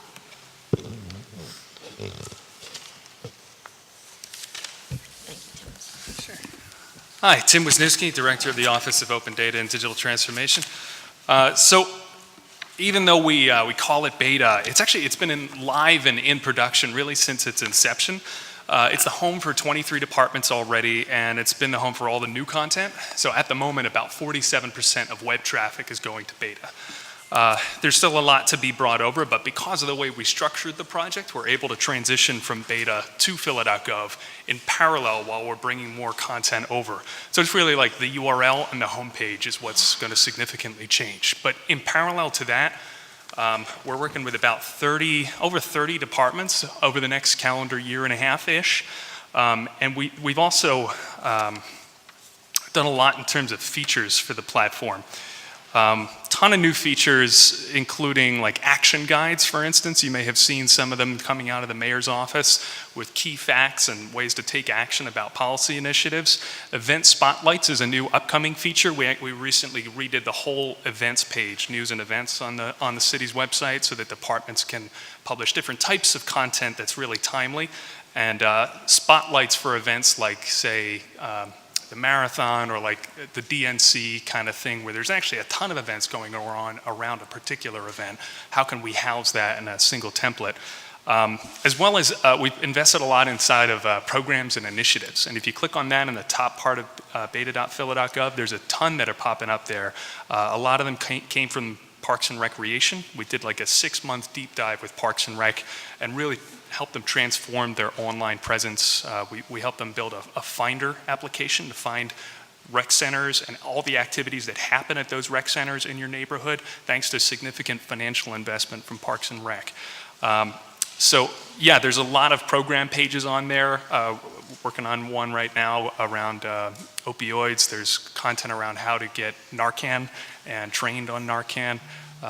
So a ton of really helpful, what we call service pages, things like becoming a foster parent or getting immunizations if you don't have health insurance. So we've been able to like work with departments on their key content faster because of the templates that we have, while we work with them on like the everything part, which can be like tens of thousands of pages. You've done a great job for many years, and I think it's great to hear. Would you be willing to work with any council members? You know, I'm going to start with myself, with helping with anything to populate some of the content that you're getting out there, because you know the health department. I mean, it's hard. I mean, the health department has a lot of information, but who would go into the health department to look at childhood obesity events and programs, all right? Who would even think about going to the wet department to look at a little URL link, all right, that's hidden somewhere? It seems like what you're creating now is a more open and transparent data resource where it can provide people. It's almost like a portal, one-stop shop. Yeah, I mean, I think we believe that interacting with government online should not be a quiz, right, to know which department offers which service. So probably the most significant divergence from previous efforts around the website with beta is this concept of the global navigation. So the services bar at the top drops down, and then you're presented with different categories of services. Now, it is a lot of categories because, frankly, government does a lot of things, especially when it's a city and a county. But there would be a topic around health and human services, a topic around parking, cars, and transportation. And as you dig in, you're presented with those specific services. You can also get there from the health department website, but you don't necessarily have to know that it's the health department. And I just used the health department as an example. Oh, yeah, but I mean, Parks and Recs are obvious. Absolutely, city absolutely. Reps is obviously a marathon, and you know, you got the Dadville, you know, regatta that's coming up. They're Welcome America. They're the real large, you know, events that I think that not only are advertised on websites and social media buys, you know, but with TV. Yeah. In some cases, but would love to sit down to get a little more information and see how, you know, we could contribute. Yeah. All right, to some of the things that are going on civically, all right, in all our neighborhoods. That would be great, especially if there's services that people are coming to you for that they're not finding on the website. Maybe we could highlight them or surface them a little better. That's right. And a lot of people doing a lot of good things here. Thank you. All I right, think the best part is that these departments that we're working with, nobody's saying, no, that needs to live on my department. Like, everybody's on board. The health department's been great partners. Parks and Rec's been fantastic. Everybody wants their information up there and easily accessible. So it's really just a matter of getting through all of the content. It's really the transitioning that content is a huge undertaking. Also, so thank you. We're counting on you. Keep up the good work. Thank you. Thank you, Councilman. Chair recognizes Councilwoman Sanchez.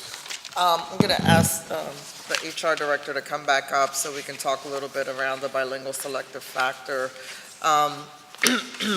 You know, and this administration has done great reporting out. You know, our budget presentations have gotten better around new hires, salary. We've been able to look at salary discrepancies, and we have a lot of room in there. In fact, if you look at your own department, there's quite a spread between minority workforce and others. But I've talked to some of the departments, Fire Commissioner has been very open, and I know he gets through his list. Police Department, they've just not made a decision around the bilingual selective factor. I mean, I ask the commissioner every time he comes before me. One of the departments is staffing up that has not made a commitment to utilizing it, and I see some disparity, has been the prisons commissioner. So what are we doing with our uniform workforce? What's been the discussion, and how have you guys informed some of their policies? As again, in the next couple of years, we're staffing up in all of these departments and their unwillingness to use bilingual selective factor. Pedro Rodriguez, Director of the Office of Human Resources.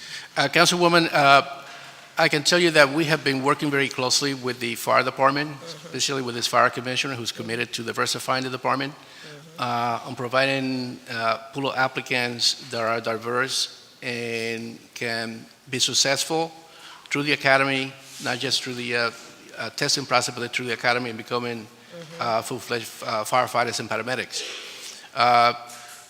The last exam that we provided did not yield the desired outcome that we expected in terms of diversity. So we're doing a thorough analysis of what happened, and we are working together to try to figure out how we move forward for the next exam announcement. We're working together with them. As you know, the police department controls all of the hiring process internally. We collect the applications, and we vet the candidates for the minimum age requirement and the minimum education requirement, and after that, we provide all that information, that list, to the police department, who then go and do their process. Okay, so I'll make sure to question the police commissioner, particularly on the drop-offs, where people get disqualified, background, and other places. As it relates to the correctional officers, last year, and I don't know what the response will be this year, when I questioned about the diversity among that workforce, I got a very timid response for them. What are, if anything, is going on to ensure diversity as they staff up and test up? Councilwoman, we have been working closely with Commissioner Blanche Carney, the Department of Prisons, to provide larger pools of applicants. In the past, the department only asked for a limited number of people, and we knew historically through attrition how many people drop off between the time that they get called in and invited to the academy. So we're providing chunks of about 400, 500 candidates for them to begin and select for the specific classes that they want to start. That has helped them fulfill the goals of having full academies graduate every time. They're doing multiple academies every year now. And in that process, that pool of candidates is diverse in a sense. But what's the unwillingness with people to use bilingual selective factor? That is up to the departments to ask you to do it. We're more than happy to assist them. We maintain the classification system for the city, and then every time during that maintenance process, part of our obligation, we always consult with departments to see if they wanted to expand all their eligibility criteria. So you provide them with their bilingual list even if they don't request it, or? They have to request the bilingual list. So they have to request it? Yes. The department asks, we need bilingual staff to fulfill the specific jobs. So they would like us to have that and provide that, and we go out and do it. And just I just want to shout out to the budget department, because they've been helpful on giving you all that data that now you have available to you. And I think that will force departments to be, I think, more proactive in thinking outside the box and trying to fulfill the commitment this administration has had to diversity and inclusion throughout the workforce. Yeah, again, it's really hard because I know that the mayor's really committed to it. I just don't see the same will within departments to make it happen, right? So he's putting all his political equity out there, talking about diversity, You continue to see this disparity in salary. You continue to see it at, let alone the leadership, right? I mean, I can look at every one of these departments and it's sort of like, I'll sound like a broken record here all day, right? Saying the same thing. But many times when we get to the granular issues, they use HR as, well, this couldn't get done, this couldn't get done. And so maybe we should have a public discussion about how are we reviewing our job specs? How do we do, as Christine mentioned, a better assessment around skills needed for these jobs, because the jobs have evolved. What people used to do in those jobs versus now has evolved, and how do we make sure that if we're disqualifying large pools of qualified folks, right, because of the way, the narrowness of some of this, how do we look at all of those things, right, to get to ultimately to the goal that the mayor, I believe, is really committed to, right? And Councilwoman, I agree that this is something that is doable, but it would take, I think, looking at all the steps in the process to make sure that we're all aligned with that, and there is commitment in the leadership in the departments to do this. And right now it's a question of executing that. Okay. Thank you. Thank you, Mr. Chair. Thank you, Councilwoman. I just want to remind everybody before we continue on our questioning that we do have some other departments that are in line. Chair recognizes Councilwoman Blackwell. Thank you very much. I certainly want to agree with all my colleagues said that the women are fighting for this whole issue of inclusion. I want to thank you and Councilman Dobb on the issue of vendors. I don't know when I haven't received complaints, and I've had so many people who are excellent vendors and who are doing fine, but they won't do business with the city because of this time frame.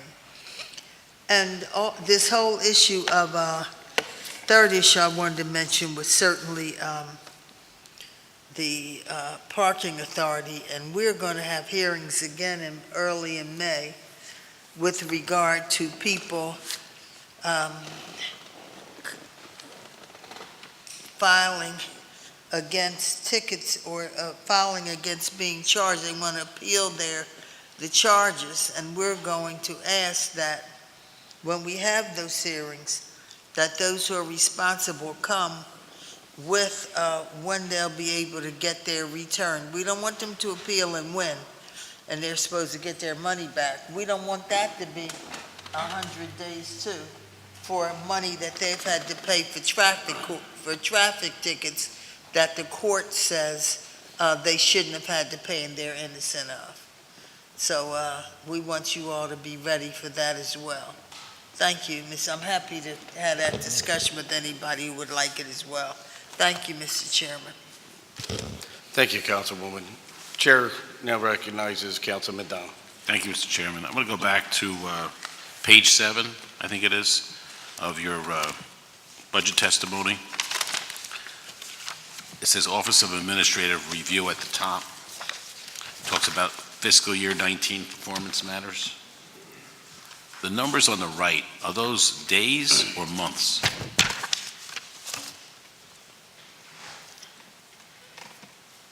Where it says time between violation issued date and first notice for handwritten CVNs, and it says actual 6, target 6. I'm actually going to ask Melissa to come up because she's more, she's closer to the information.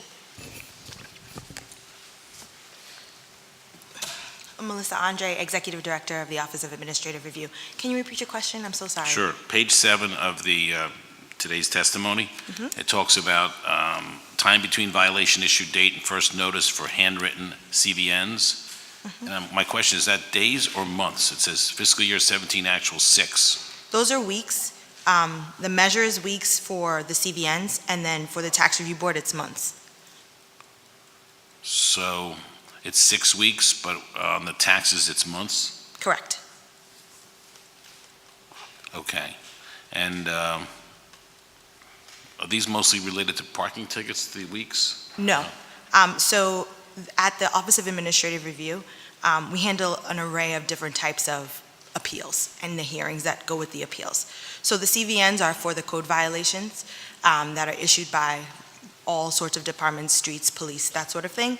And the Tax Review Board is petitions to appeal certain taxes, interest, and penalties that the city, mainly revenue, issues.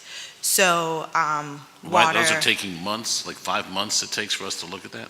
Well, the petition takes 7 to 10 business days upon actually being applied to, for us to process it into our system. And then we do have a very high volume of petitions being filed in the office. So, for instance, if you look at the chart, water, we've adjusted our schedule because we got an influx of water petitions. For instance, April, after the water amnesty is taken off, we get a gigantic influx of water petitions because everybody would like to stop the shutoffs of their water. For instance, right now, it's April, so no one's filing any business taxes, but come July, we'll get an influx of that. So what we do at the office is really try to adjust our calendar and adjust our schedules to take into account each type of petition and the ebbs and the flow that occur based on the petitions. This seems like a long time, 5 months. We really try to keep it down, but we have limited space, we have limited hearing officers, so we really try to get them in within 3 months, but sometimes it's difficult. We only have 2 hearing rooms, and we try to, and it's not just that. Like, we have almost 6 different categories, so we have to really adjust how long, and how we schedule everybody. Who determines how many hearings an officer hears at one per day? I would say I do. For instance, we had a new hearing master, and I tried not to overwhelm her with the types of hearings. But for instance, water petitions, my hearing master has been doing it for many years. I could put 20, 25 hearings on for him. But certain cases also take a very long time to go through all of the issues. So business tax cases, we usually have a lower list because those are more involved. It's more with revenue, looking at specific information and tax returns. So we try to schedule less than 15. It really depends. It's such a very specific type of hearings for each specific category. We really have to take into account all the details and giving everybody the fair opportunity to present. Can you do us a favor in the future? Can you, when you list this information, can you also list how many are outstanding to be reviewed? Sure. Okay. Absolutely. Let me ask a separate question. On the prior testimony, I think we talked about page 6, the performance measures. You said that was related to parking tickets? I believe that's for the BAA, which deals with parking tickets. At the Office of Administrative Review, the only type of PPA ticket is the red light tickets. We handle those. All right. But when we're dealing with parking tickets as a city, are we reimbursed by the parking authority for the costs to go through that process? The parking, the expenses are paid out of the on-street parking revenue. So it's paid out of there. So that's reimbursed to us, that revenue. Yeah, so what happens is there's actually state legislation about how the PPA pays the city. And in the legislation, it acknowledges removing the expense of the BAA. Okay. Well, why couldn't we increase that budget from the parking authority to speed up the process of these hearings? So it's state legislated. It's actually, it specifically lays out what the parking authority has to pay the city. And then the difference, the remainder is paid to the school district. It's actually has to be legislated by the Commonwealth. Maybe we should change that because we might need more money. We don't want to spend our own money on parking revenue that's going to PPA. It should all come from them. I mean, the more money we can give the school district, we agree with you. Okay. I just want to make 2 last comments. The 37% city overhead, I think directly falls in your department. There's fringe benefit overhead of 88 cents, but there's city overhead of 37 cents. And the city overhead is, when you hire a new person, the computers, the phones, the desks, all the services they're supplied with is an allocation of the budget. And I think that's in your department, basically. And so what I'd like you to think about is coming back to us and figuring out, with the finance director, a goal over the next 5 years of how do we lower the 37 cents to 30 cents. It's not a big difference, but it'll make an impact. But over the next 5 years, the same way we're being asked to increase taxes over the next 5 years, let's figure out how we lower the expense from 37 to 30 over the next 5 years. Last question. Were you involved at all in the purchase of the Inquirer building on North Broad Street? No, I was not. Because two of your departments, OIT and Public Property, were pretty involved. Yeah, so Ann Fadolin and obviously Bridget for public property, but Ann led it from a cabinet perspective. And then once we're in the process now, I trust OIT, the commissioner, and I trust our public property commissioner. So they provide updates, but they're essentially partnering with the agencies. Okay, thank you very much for your testimony. Thank you. Thank you, Mr. Chairman. Thank you, Councilman. I don't see any other members with their lights on for any further questions. That being done, I want to thank you all for your long and laborious commitment to answering the questions from each member who had them. The chair now will call public property. If public property is in the room, could you please approach?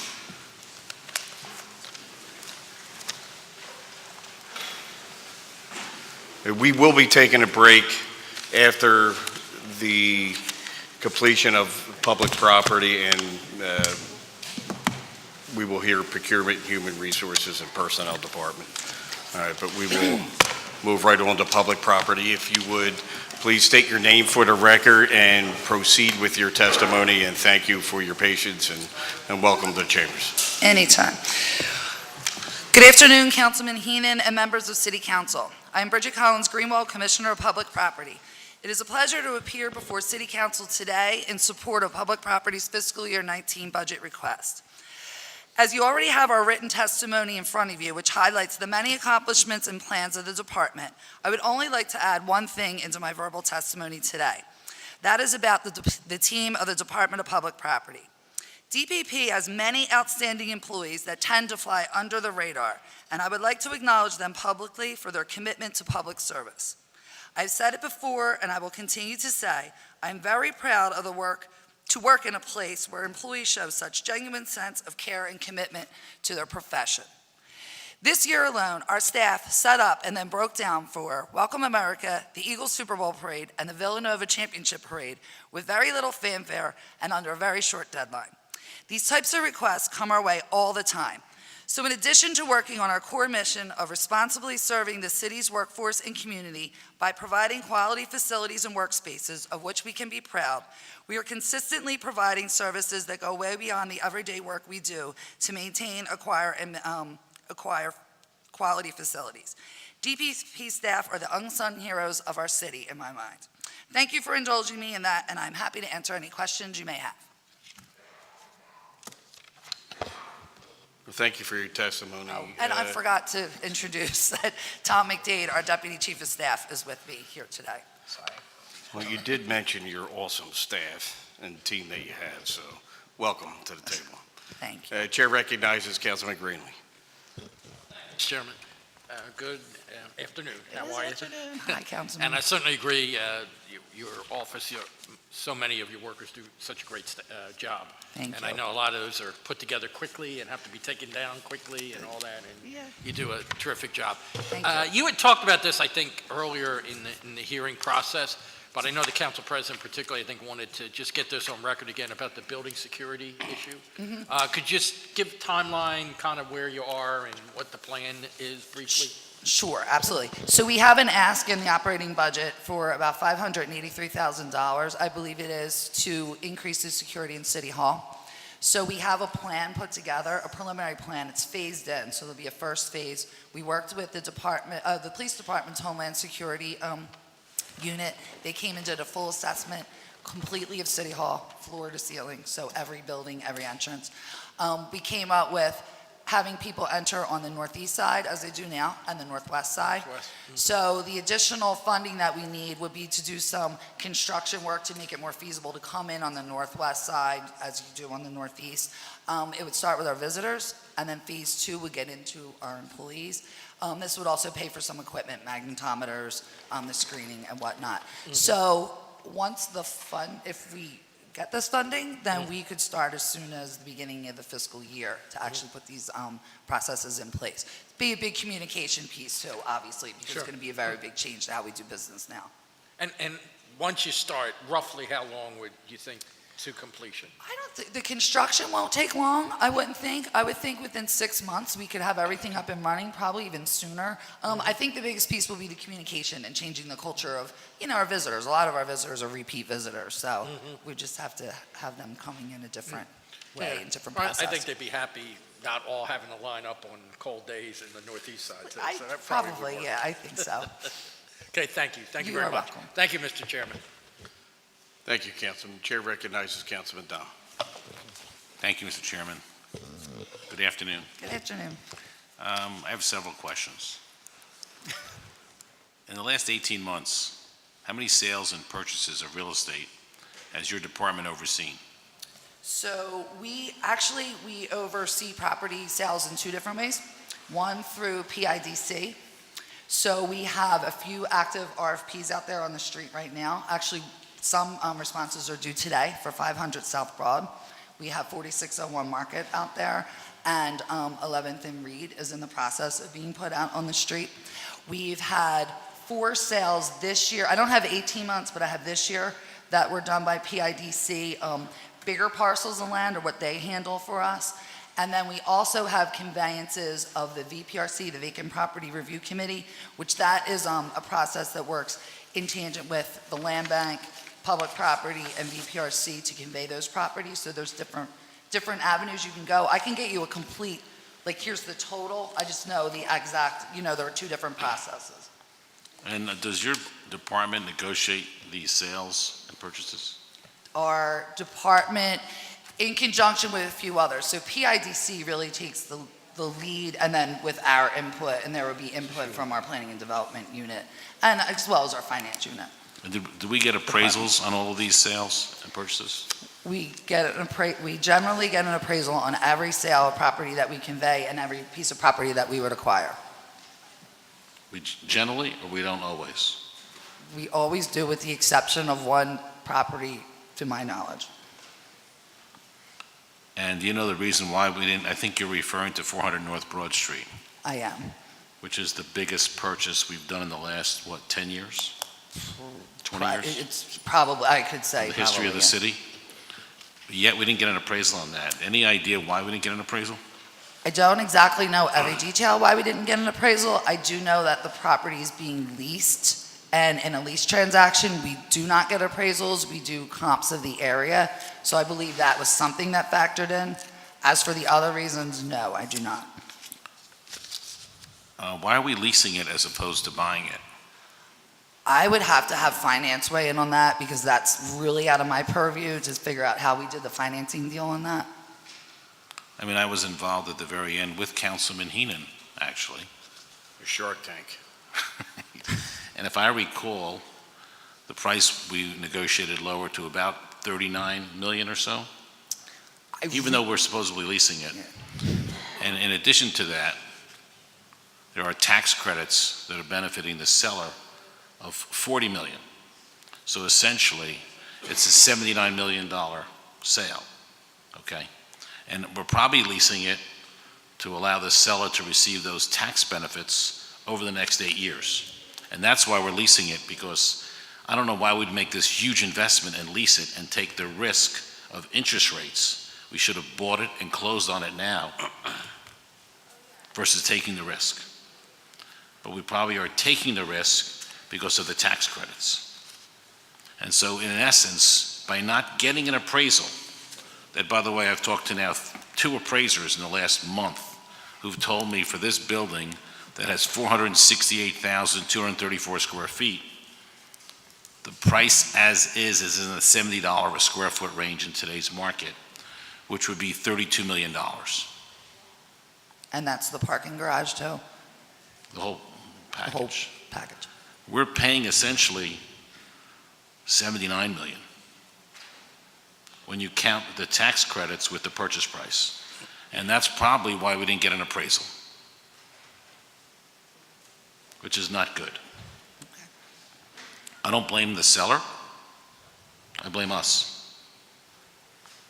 I mean, when you buy something for 40 million and you're going to put 220 million of improvements into it, and then I heard last week that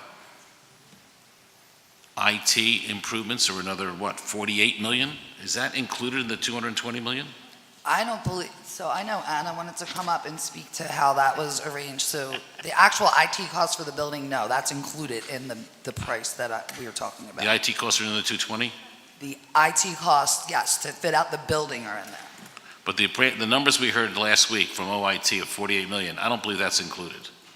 All I'm saying is we should have been presented with a complete package of the price, the improvements, and the IT, and now you're over $300 million.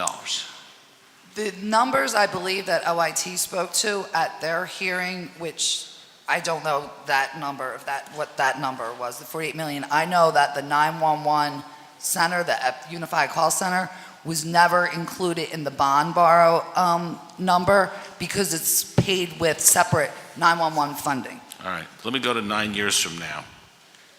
Well, let me just ask this question. We had a meeting, and I still can't get past this. That's why I'm having a hard time with this, because it bothers me. Anyone in this room today buying a home for $250,000 or $200,000 or $150,000 would order an appraisal. And I'm not going to stop until I find out why an appraisal wasn't ordered. I don't understand why. When we're spending $40 million, 220 or 200 on improvements, and we didn't get an appraisal, and we're leasing it. I don't understand the process there. I really don't. It doesn't make sense to me. Does it make sense to you? Like I said, our normal, everyday, standard operating procedure is to get an appraisal. Usually we get 2 for best and highest use. So in 9 years from now, if the appraised value is over 250 million or 280 million, what happens? I don't know completely what happens, but I know from what I understand what happens is the city only pays down what the debt is. There's no other, it can't be like, okay, now you have to pay another 60 million or something like that. That can't happen. I'd like you to check that, because I thought there was a trigger in there that requires us to order an appraisal at that point in time. Okay? And here's my concern. That area of North Broad has continued to develop. Hanover and other companies have invested a ton of money on North Broad Street. It's going to continue to increase in value. I realize this is a specific investment, but there's a lot of land involved. And I would rather lock the price in now if we can versus having the risk of having an appraisal 9 years from now. When you ask any economist, the interest rates will not be where they are today. And we'll be in the market looking for a 6 or 7% rate, which will then cost us $200 million more than us locking in today, which is another mistake I believe we made. I definitely follow up with finance on that one. So I'd like to know what happens 9 years from now. We were told last week, by the way, this 48 million was not part of your budget. But part of it might be from the state. So I'd like to get the specific numbers on that. Yeah, I think Anna can get you something on that. And I don't understand why this body wasn't disclosed to us before. We had no knowledge of that. It came as a complete surprise. I don't, yeah, I'll get you that info. I don't actually have it. I mean, when we're not talking about a small amount of money. We're talking about 48 million for tech. The rent we're paying on this property, where does that money, does that come out of your budget? The rent that we're paying for 400 North Broad, I guess when they float the bond, I eventually think it will come out of our budget. It would be placed in our budget. And is that included as part of the cost? That's the whole entire thing. So that would be the construction cost, the lease, everything would be. So the lease payments are part of that whole cost? Yes. It's the soft and the hard cost. So I'm going to go on to something else. Give you a break on that. Sure. Thank you, I appreciate it. By the way, I think, Bridget, that you know in your heart that we should have ordered an appraisal. I'm going to say that publicly because I think you know that. And I'm not sure why we didn't order it, and no one can give me an answer why we didn't order it, but I can tell you that again, if we are the board of directors of $4.6 billion plus $4 billion of capital plus the school district, another $3 or $4 billion, and we're looking at a $260 million purchase with another IT of up to $300 million, and we didn't get a third party to appraise it, which we could have used the appraisal as a negotiating tool and to substantiate our purchase. I don't understand that. Okay, how will space management system help us be more efficient in our occupancy and space planning practices? So we actually are just putting the finishing touches on the space management program, which is a big win for us, as you know. We used to go floor to floor in our departments with a big, CAD drawing and just erase people's names and move them.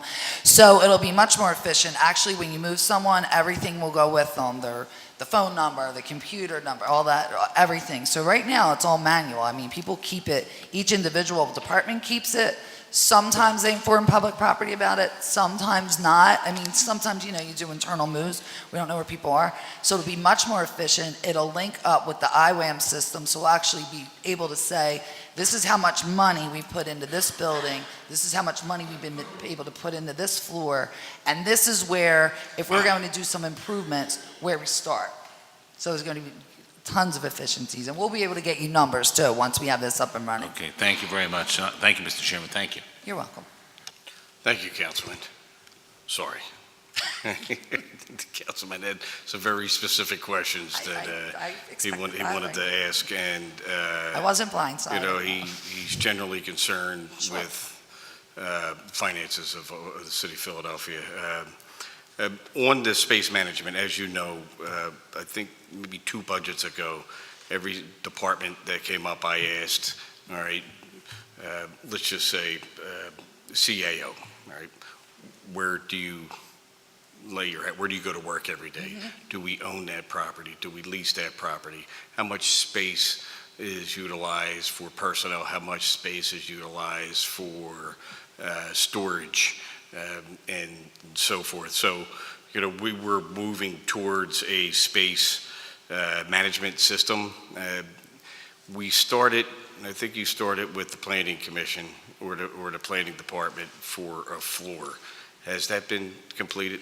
So we did start with, that was a pilot, right? That was years ago. So we came up with a pilot for the Planning Department, Planning Commission. It didn't work out that we did it with them. We did it with L&I.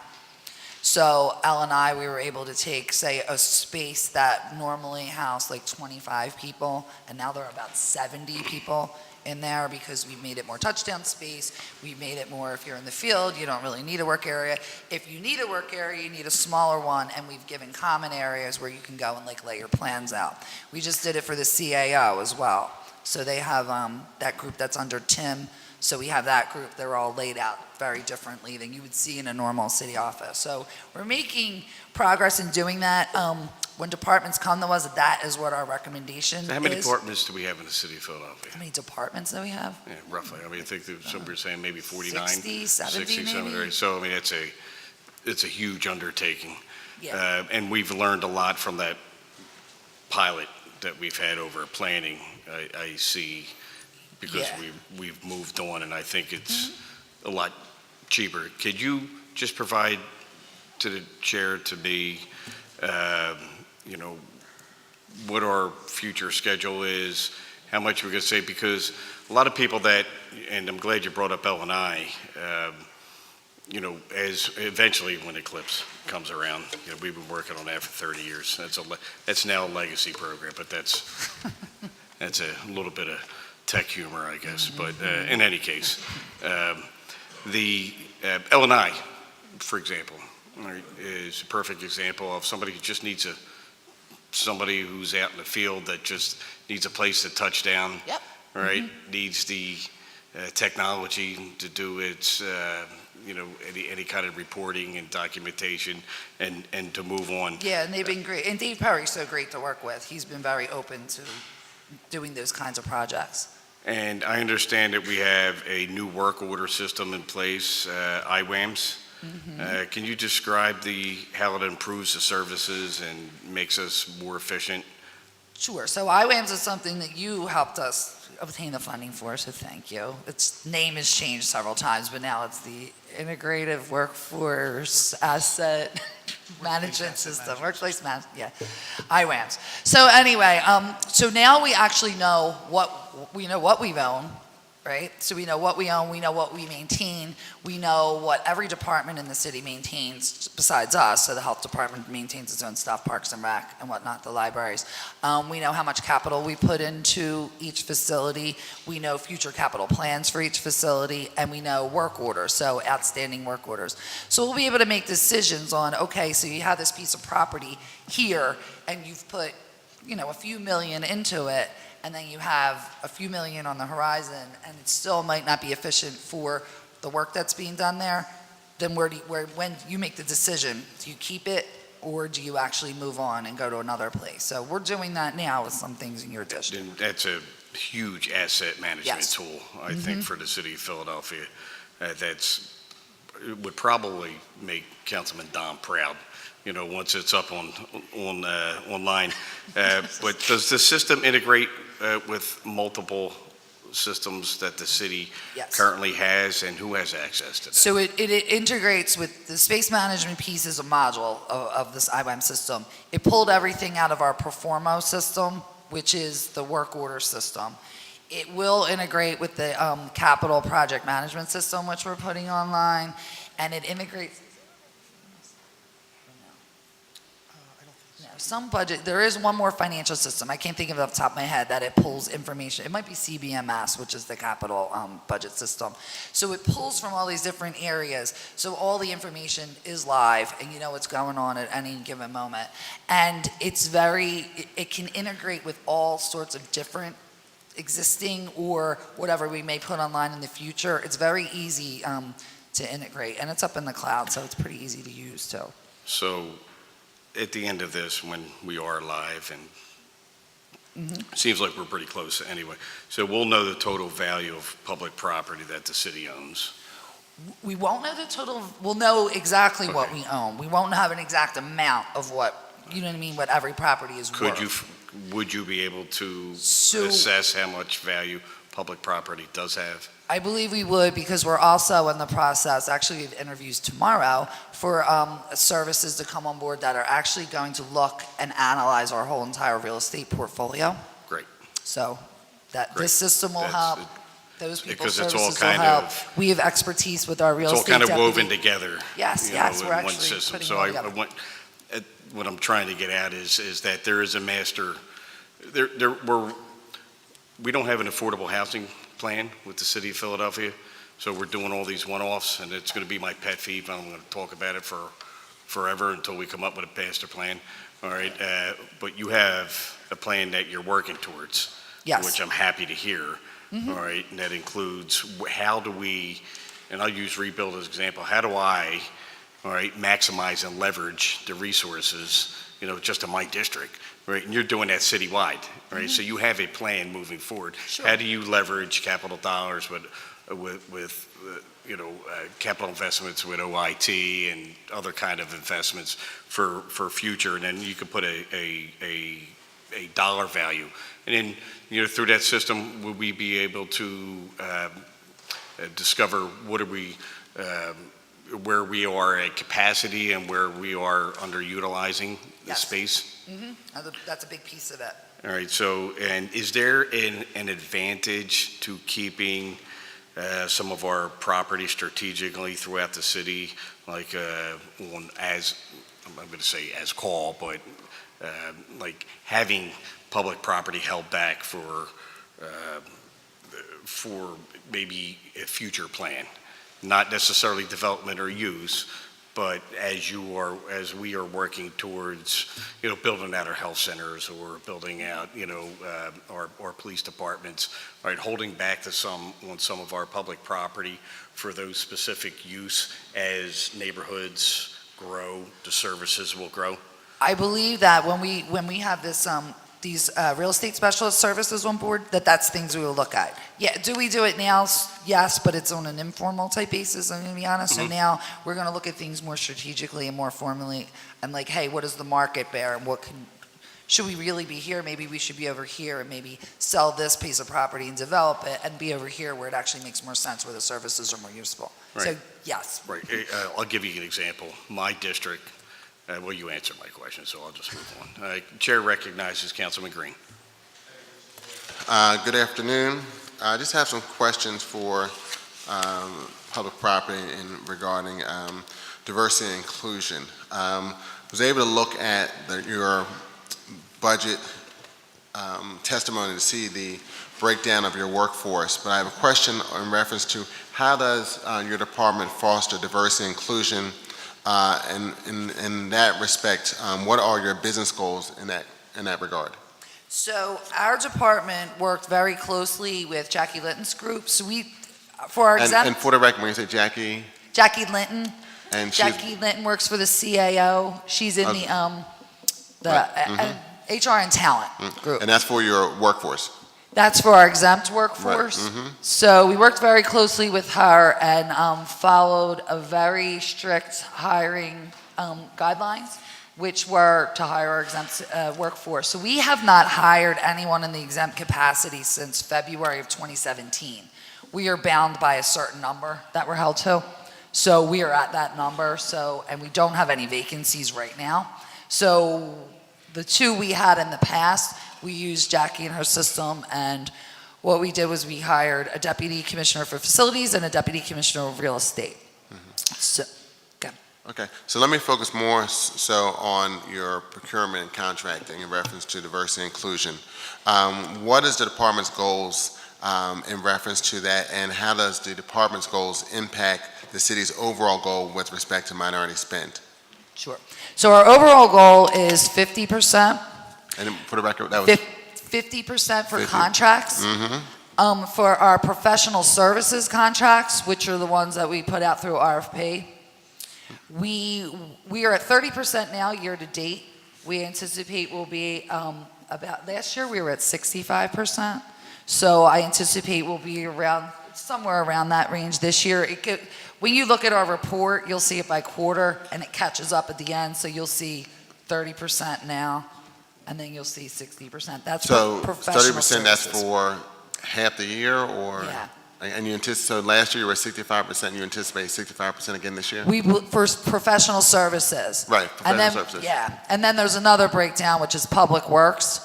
So those numbers are lower. They're our procurement type contracts. So they're done, you know how procurement works. So they're not professional services where we go through an RFP. And how does your department reflect the entire city spend?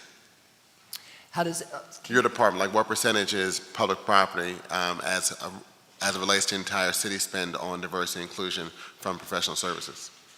what is our, I don't know that Don't have answer. that, I could okay. get you that, but I don't know that. That would be in Iola's group. Right, and so you've worked with both, so you talked about how you work with Jackie Lynn from CAO and HR regarding your workforce. And are you working with Iola Harper from OEO in reference to meeting her goals? Yes. Okay, and can you describe the nature of that work?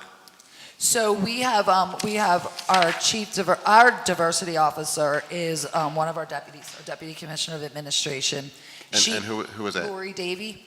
Corey Davey? Lori, Okay. yeah. So she meets frequently with Iola's group. She participates on the OEO commission's what is that? Working group. I'm sorry. She participates in that. We meet with Nolan and his group quarterly. I meet with him personally every quarter. We go over our contracts and how we can maybe meet some goals there, also with the workforce. So we're very proactive in meeting with everyone and then establishing plans based on those meetings. And when you say you work, I said you meet with Nolan Atkinson as well as Iola Harper. Yes. Are they also involved in your actual decision-making for RFPs? They actually are, yeah. So Iola has someone that's represented on our RFP selection committee, and then she also has a part that reviews the RFPs before they're put out. So she reviews, helps us set the ranges, and then participates on maybe not her specifically, but someone on her staff participates in the selection. And then going back to professional services, you said that last year you actually met a goal of 65%, and you anticipate again this year? We believe we can hit that this year, yes. We lowered our overall number just because of the public works numbers seem to be down a little bit, and we have to dig into that to figure out why. So, yes, but yeah, I believe we're on the same path. And how many contracts represent that 65%? Let me see if I have it in here. If not, I'll get you the list, but I may have it in here. Hold on one sec. And if that information you can provide to the chair, because I didn't see that in your Yeah, you know what? testimony. I don't have it in here. Yes, I can provide it, though. So based on your knowledge of, you've run the department for a couple of years, is that 30 contracts, 45 Oh, contracts? yeah, it would be up in that range, yeah, because it would be all the design contracts for all the capital projects that we have going on. It's the triplex contracts, so it's a high number of contracts. Some of them smaller than others, obviously, but it represents a good portion. Right, now, you said some are smaller than others. Are there certain contracts that have a higher value that represent a significant portion of that 65%? Are there certain contracts that do? You said there's a number of contracts, about 30 contracts. You said some are smaller based on your testimony. So when you say smaller, I'm thinking like $500,000, $1 million, but then you may have some larger contracts. We have one very large contract, and the rest of them probably fall in the mid-range, which would be $1 million and over. By smaller, I'm talking about less than maybe $250,000 or smaller in our work. So you said one very large contract, and what's the value of that contract? We have one very large professional services contract right now that is valued at $15.7 million. 15.7 million. And then those smaller contracts, you said in the million or 200,000 range? So I would say the mid ones would be over $1 million, and then the smaller ones would be $250,000 and lower. And how does that large contract reflect in your professional services diversity spend? How does it Reflect. It reflects a large percentage of the number. So when you say a large percentage of the number, and you said you have a goal of 65%, what percentage is that $15.7 million contract as a part of that 65% spend? That I don't know. I can get you that once I figure out exactly what the bottom line is on the percentage. It's a pretty high percent, though. So when you say pretty high, would you say it's 25%, 50%, I don't actually 75%? know because I don't have the bottom number of the contracts in front of me. I can get you that, but I don't have Well, it. just right based on your experience in running the department, would you say it's the majority of the spend of No. your? No, I don't think it's a majority to spend because there's so many different contracts. Okay. It might be the biggest, it's the largest one, So it's the largest one, but there are a number of other contracts. yes. Okay. And what's the current status of that contract? It's, actually, there's an RFP out on the street now, and it's under the review stage. Is it RFP now? Okay. And do you anticipate, and I'll look at the budget detail more in detail, when do you anticipate that contract being resolved? I hope to have that contract resolved within the next 6 months. Next 6 months? Okay. Okay. And when was that RFP issued? That RFP was issued, where are we at, Neil? I do not even know the exact date. I want to say it was issued before the holidays, so maybe October So October of of 17, and you anticipate having that resolved. So we're in April now, so next 6 months, so you're saying, I'm sorry? Yeah, it would be about a year total. So by October of 18, Yes. have it resolved? Does it normally take that long for procurement to occur? No. Okay, is there a unique circumstance why procurement has taken It's so long? actually not a necessary? procurement contract, it's an I'm sorry, RFP. I'm sorry, I didn't mean procurement, because that's your PPW. But I mean in reference to this professional service contract, is it unusual that it would take this long, considering that RFP was issued in October, and you're saying possibly being resolved by October of 18, that's about a year. Yeah, there were some improvements made to the RFP process with this one, so that's what's taking a little bit, adding some additional time. You said improvements to the RFP process? And what were some To the of the selection process, I should say. improvements to the selection process? Okay. And what were some of those improvements? So we increased the panel number, panel member. Oh, so when you said panel, people reviewing the contract? Yes. Okay, and you increased it from I think it was 4 to 9. 4 Yep. people on a panel to 9? And on most of your RFPs for professional services, do you generally have an even number panel or the odd number panel? You don't really need an even number. I know that sounds like someone would be the tiebreaker because you have a scoring sheet, so they're weighted. So you can have an even number. You don't need someone to kind of break the tie. And then what happens is the recommendation comes to me as the commissioner, and I guess if there was a tie, I would be the tiebreaker. And I know the bell is rung, so, but most of your panels tend to be an even number? They don't all tend to be an even number. This one just happened to be. And last question, is it odd that a panel would be increased during the RFP process? No, I think there are all kinds of improvements that are made during selection process, so I think that that's nothing that's out of the ordinary. Okay. Thank you, Mr. Chair. Okay, thank you, Councilman. Councilman O'Neill? Thank you. Commissioner, I just want to maybe add a little lighter level of comments or questions. I just want to thank you for what you've been able to do now over 2 different mayors in really transforming your department. I think we went 12 years with one commissioner not that long ago that we never saw, heard from, or talked to. Deputies really weren't much better, if at all. One of them actually was doing real estate deals on the side. It wasn't a department that functioned in any way that we would recognize today. The responsiveness, which I always say starts at the top, because if I'm below commissioner at any managerial level and I have a commissioner, I work for a commissioner who responds, is accessible, does it 24/7 with people that need fairly quick responses sometime. It's really remarkable. And I know there's a lot of modernizing, entering the age we're in, and bringing your department up in every way to the equivalent of a private operation. And while you may or may not be right there where you want to be, I just want to mention on the record, it is really appreciated, and I congratulate you for it, not just under Mayor Nutter, but under Mayor Kennedy. You bring no ego to the position. We've had that with some pretty decent commissioners who just, the ego got in the way all the time. And yours is one of the departments I wouldn't mind working for in a managerial position from deputy commissioner on down. You need a And gig. I haven't been able to. I haven't been able Are to you say applying that. for a job, Councilman? I haven't been able to say that too often over many terms. Thank you. Oh, thank you. I appreciate that. Thank you.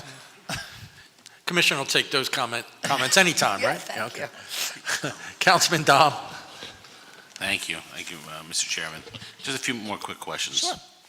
I just wanted to make sure I understood. On page 2 of your testimony, it states you have 167 full-time employees as of December 2017. But on page 4, it looks like the request is for 150 budgeted positions. Mm-hmm. So what we've done is we've better aligned our number of positions with our overtime usage. As I mentioned in my beginning testimony, we work on special events and things of that nature. We have things in we have construction projects that we just can't do in City Hall, like during working hours. We have different shifts, and we try to cover as much as we can on them, but we do utilize overtime, and it just makes more sense for us than to carry vacancies to utilize the overtime instead. So we just shifted. The Class 100's the same. It just shows a different balance of how we just... So how many employees do you actually have? Right now, we have 139. Okay. So 150 seems Right. legit.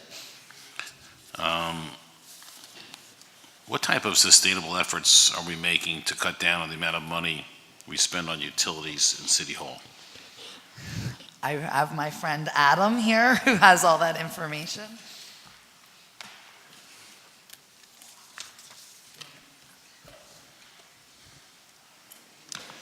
Good afternoon, Councilman. My name is Adam Agalico. I serve as Energy Manager in the Office of Sustainability.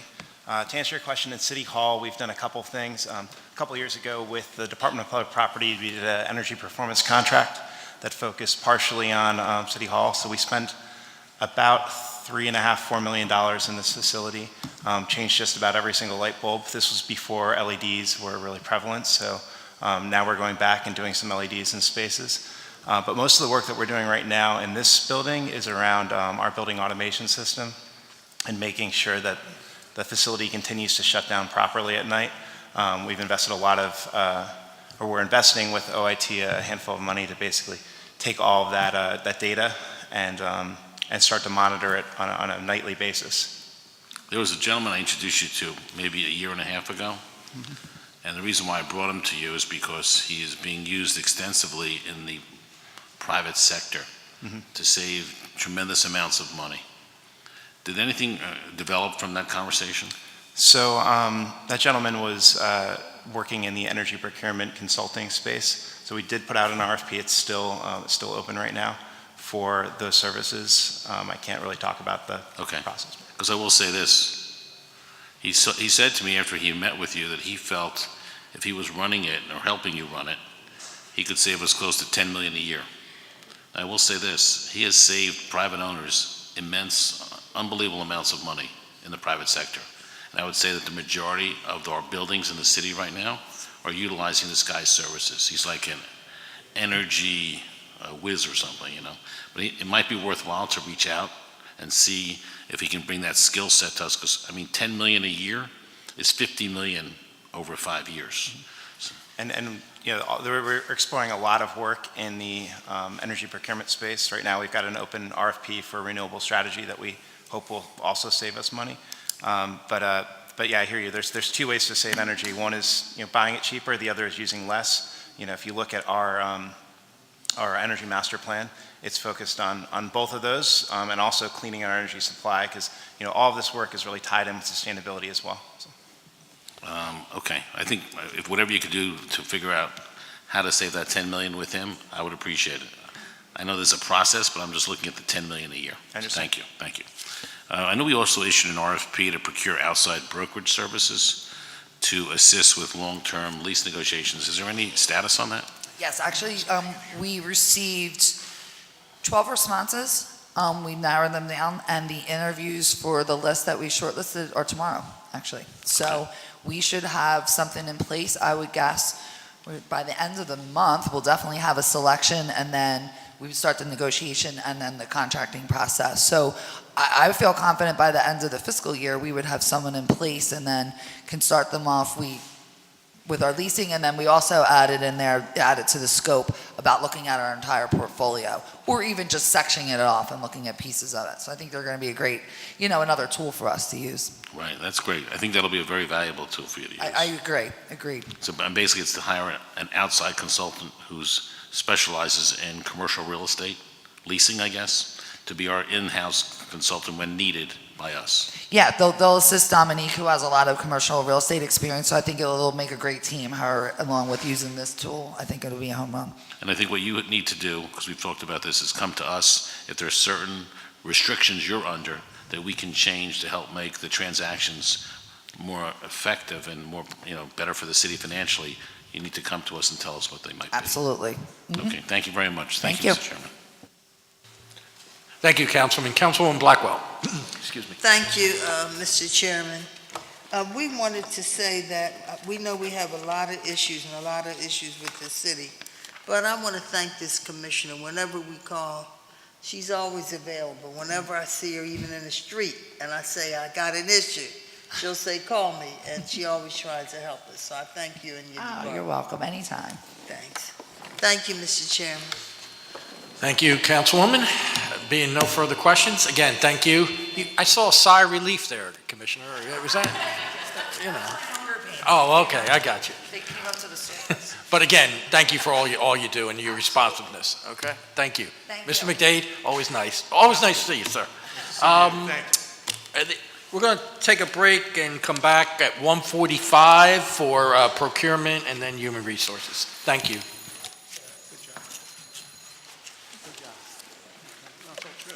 It's easy so far. That's very good. That's a lot. 2, 3, 4, 5. They get mixed in. 6. Need an envelope for that. 7. Huh? 10. Mine's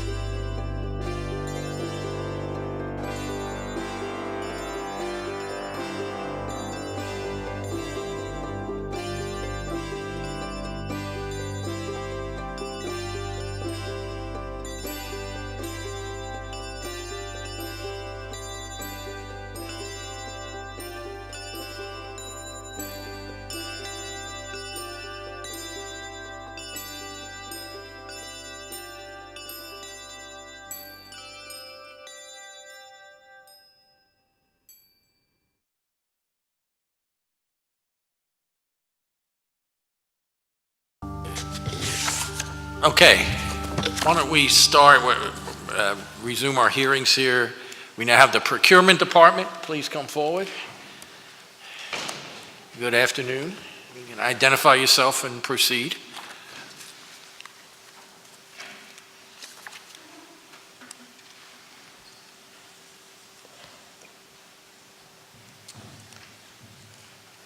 Good afternoon, Councilman Greenlee, and other members of council. I'm Trevor Day, the Procurement Commissioner. I'm here to present for your consideration the Procurement Department's Fiscal Year 2019 budget request. With me today is Deputy Commissioner Nicholas Susie and Director of Administration LaShonda Tompkins. The department is requesting a total appropriation of funds for all funds of $5,034,535, of which $4,938,442 is in the general fund. The proposed FY19 general fund allocation represents an increase of $57,097 over the FY18 estimated obligations. The increase is attributed to the last contract agreement with DC 33 and restores the FY18 target budget cuts across all classes. $2,194,662, which amounts to 44% of the total general fund budget request, represents citywide charter mandated advertising expenses. The Procurement Department continues to strategically improve the way it conducts business and streamlines its operations relative to contracting for concessions, public works, commodities, and maintenance repair contracts. In addition, we've increased the city's capacity to sell unused or surplus inventory to the total of $1.2 million through March of this fiscal year. This, along with my submitted testimony, concludes my remarks. My staff and I are happy to answer any questions you have and or meet with council members at their convenience. Thank you. Thank you for your testimony, Trevor. Chair recognizes Councilman Green. Thank you, Mr. Chairman. Good afternoon again. Good afternoon. We talked a little bit this morning with the, I guess, the Officer of Administrative Office there about best value. How have you seen that working so far? Pro, con, Sure. whatever. So we've had two opportunities that have gone out. Okay. You know, as we testified in the past, I think, you know, this is a slow change. We're committing to, 5 to 12 opportunities this calendar year. And, I think we're on our way. In the first opportunity that we put out, we got 6 responses, which is great. It was, sort of compared to the previous opportunity several years ago, which got 2 responses. It's triple the number of responses. More people are participating, which is one of the goals, Yes. obviously. Yes. Mhm. Yep. Okay, and the only other thing I wanted to ask was, you talk about your efforts to increase diversity. Yes. And you talk about some of the, attending events, Chamber of Commerce, Enterprise Center, all that kind of thing. What has been the success rate on that? Have you seen any kind of, I think your goal is 15% for FY19 is, how do you see that coming in, as compared to, say, the last fiscal year? Sure.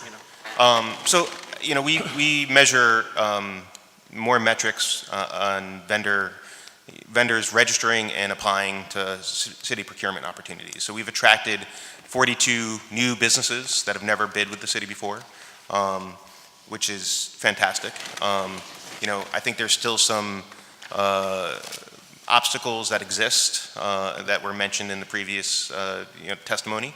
But I think we're getting out there and we're seeing more businesses apply.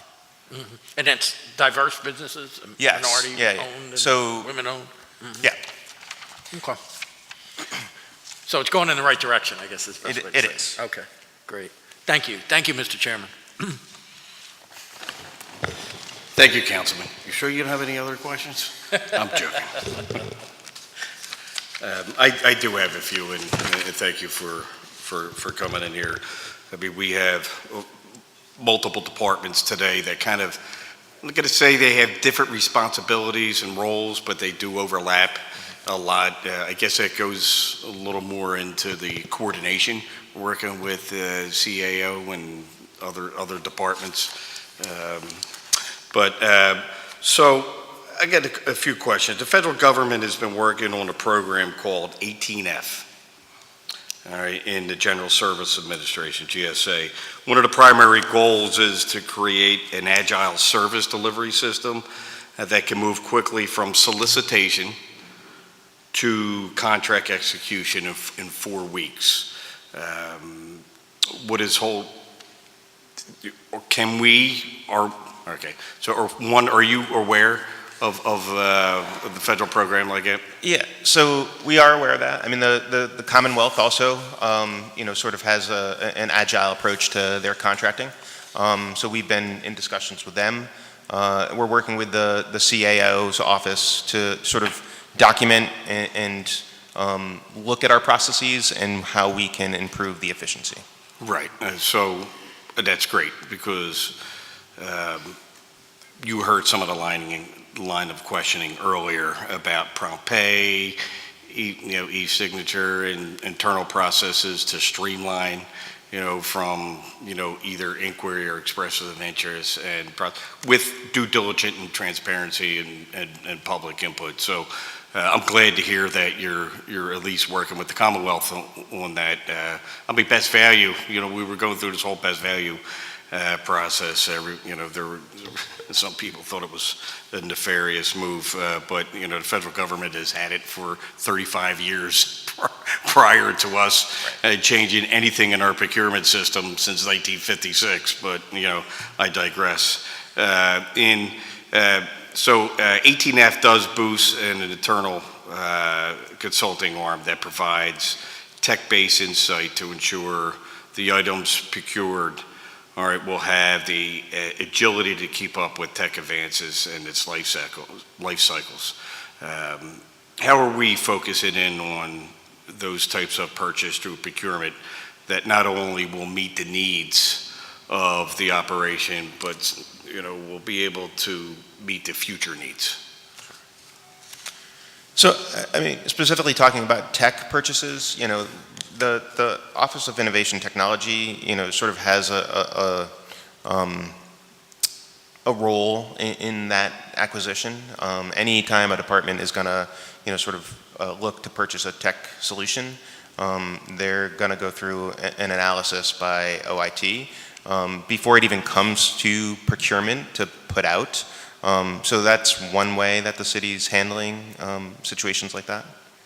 Right, so is this sort of, and I know that OIT and you have your service agreements that, follow the capital purchase and investment, but it's more of an internal consulting operation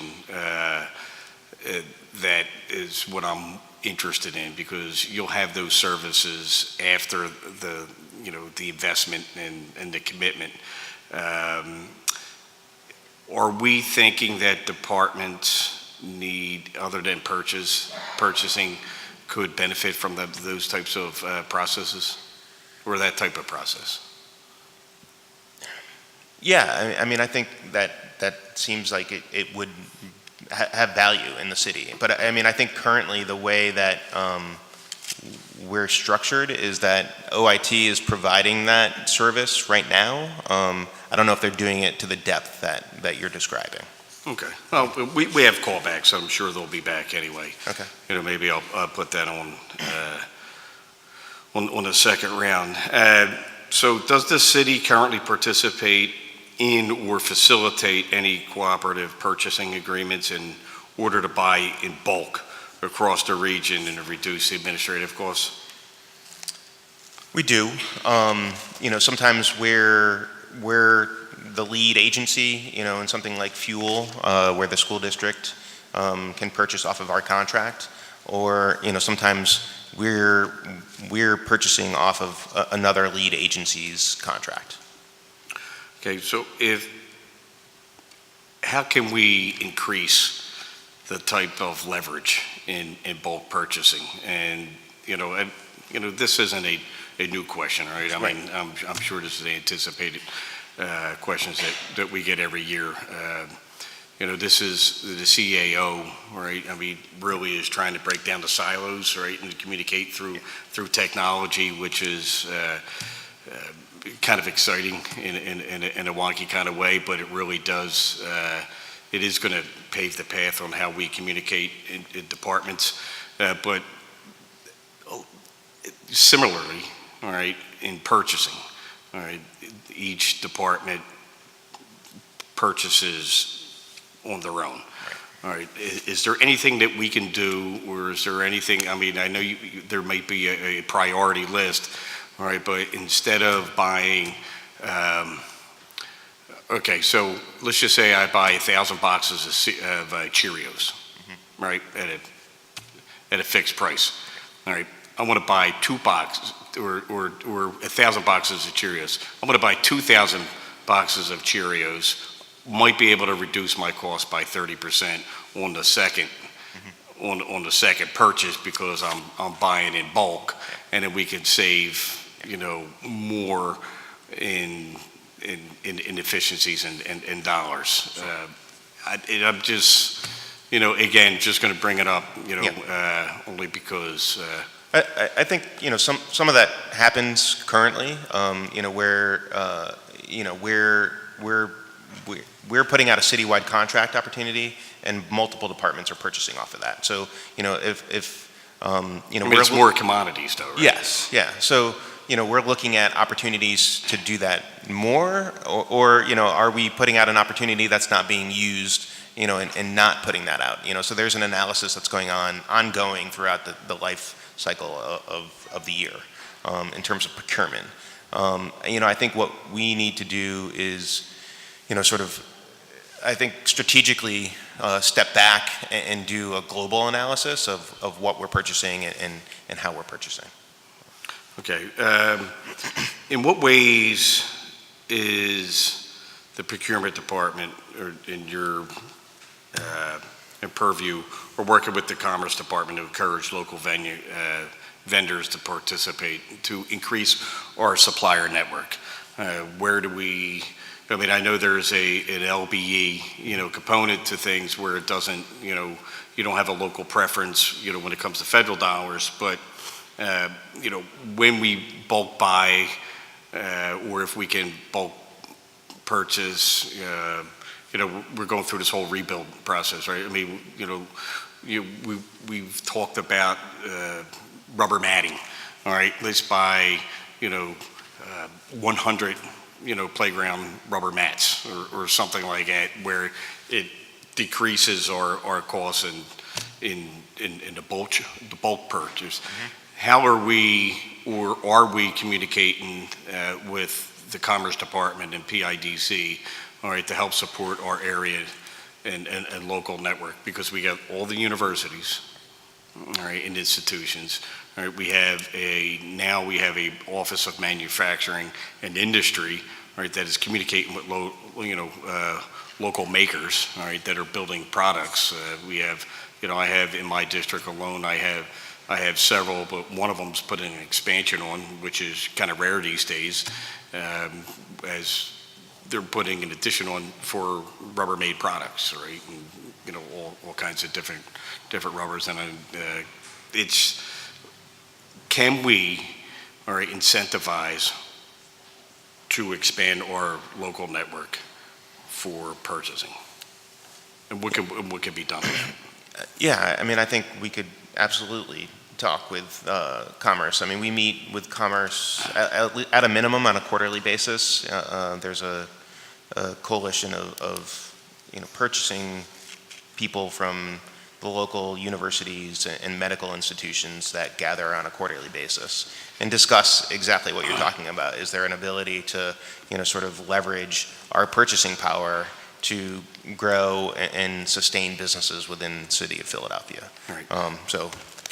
So I'll give you another example. In our budget this year, I think we're buying more vehicles. Right. Right. You know my question. Yeah. Right? Like, So where are we buying our vehicles? Well, in Philadelphia or out of Philadelphia? I think generally we get responses from dealers within the city of Philadelphia. There's an additional cost, typically, to dealers. Not a transportation cost. Outside of the city. Right. So, you know, we tend to get award contracts to local dealers. Okay, so we'll talk offline. I know Sure, we're absolutely. purchasing, let's just say for our police department, maybe 250 Yep. new vehicles. Yeah. Maybe, Yeah, I mean, I maybe you think- could shed some light on where Yeah, I they're think coming from. Chris Cochi and I could absolutely have a meeting with you and talk about plans Okay, for that. wonderful. And my last question would be, how often, so we as a city, right, we're always trying to improve efficiencies, we're always trying to, address some of the complex issues that take a little bit longer to plan, but mostly we're complaint-driven and we're just handling one thing right after another. How often does procurement take a step back and say, all right, what is working and what is not working, and how can we improve some of these other best practices or, local, connections? I mean, I think we're doing that right now. I can't speak to, have we done it in the past? I don't know. I'm not worried about But- it. I'm just worried about, Yes, You guys right that's exactly what we're doing. Good. So, all right, good. Well, then, I don't have any further questions, and I would love to set something up with you and your office as we move through this budget process and get kind of a little caught up on some offline questions. But I appreciate your time to coming in. All right. Let me ask the Councilwoman if she has any questions before we bring up our next department. Coalition caught me. They made me late, so I'm happy to let it all pass. Are Thank you we for what are we you buying do. bulk? Are we buying bulk and bikes? Thank you. Okay. Thank you. Thank you for your time. all right. Thank you. Thank you.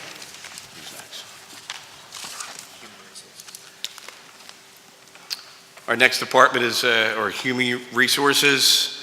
I see they are here in chambers. Would you please approach, state your name for the record, and you may proceed with your testimony.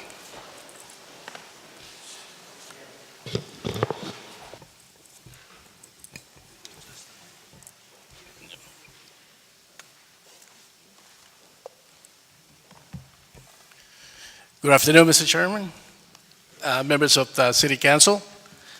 My name is Pedro Rodriguez. I'm the Director of the Office of Human Resources with the City of Philadelphia. On the table with me are the Deputy Director of City O'Leary and Deputy Director Valerie Hosendorf. I also have members of my staff here, and I want to give a shout out to our Medical Director, Dr. George Hayes, who's here in the audience. He's perhaps the most beloved public civil service employee that we have in the City of Philadelphia. I have submitted a written testimony. Just going to go over some of the highlights of the Department of the Office of Human Resources. As in regards to our accomplishments on the issue of diversity and recruitment efforts, OHR has increased all of our efforts to diversify the applicant pool for civil service employment throughout the city. We have attended a number of and participated in a number of job fairs organized by the community organizations, universities, members of City Council, and other public elected officials. We also have increased our social media presence to attract and get our message about openings on civil service to all corners around the city. One thing of note is in December of 2016, OHR implemented an online job notification system which allows individuals who wish to apply for a particular civil service job not currently open to be notified automatically when that job opens. As of this date, we have 36,000 individuals who have requests to be notified when job openings occur for 950 different job titles. In fiscal years 17 and 18, 4,495 candidates were hired from civil service eligible list. The demographic composition of these successful candidates was 22% Anglo, 37% African American, 5% Latino, 3% Asian, 2% multiracial, 1% Native American. 30% of the candidates did not disclose their race. Another initiative that we have initiated is real job time candidate data that allows the HR managers throughout the city to see the list of candidates on eligible list. That facilitates the hiring process for all of those departments. On benefits administration, we have done a tremendous work on getting the most money for our expenditures on health benefits. One of the things that we are proudest the most is our wellness program, which is a leading program in the region. And the participation in that particular program beats national percentages by a large margin. Last year, we have 46% of participants in the program finishing the wellness programs, and it is one thing that we continue to expand, look at, because the results and the return on our investment is paying dividends in terms of the well-being of the city workforce. OHR continues to partner with different departments and with the Office of the Chief Administrative Officer to continue to provide improvement to our hiring process and administration and compliance of human resources for the city.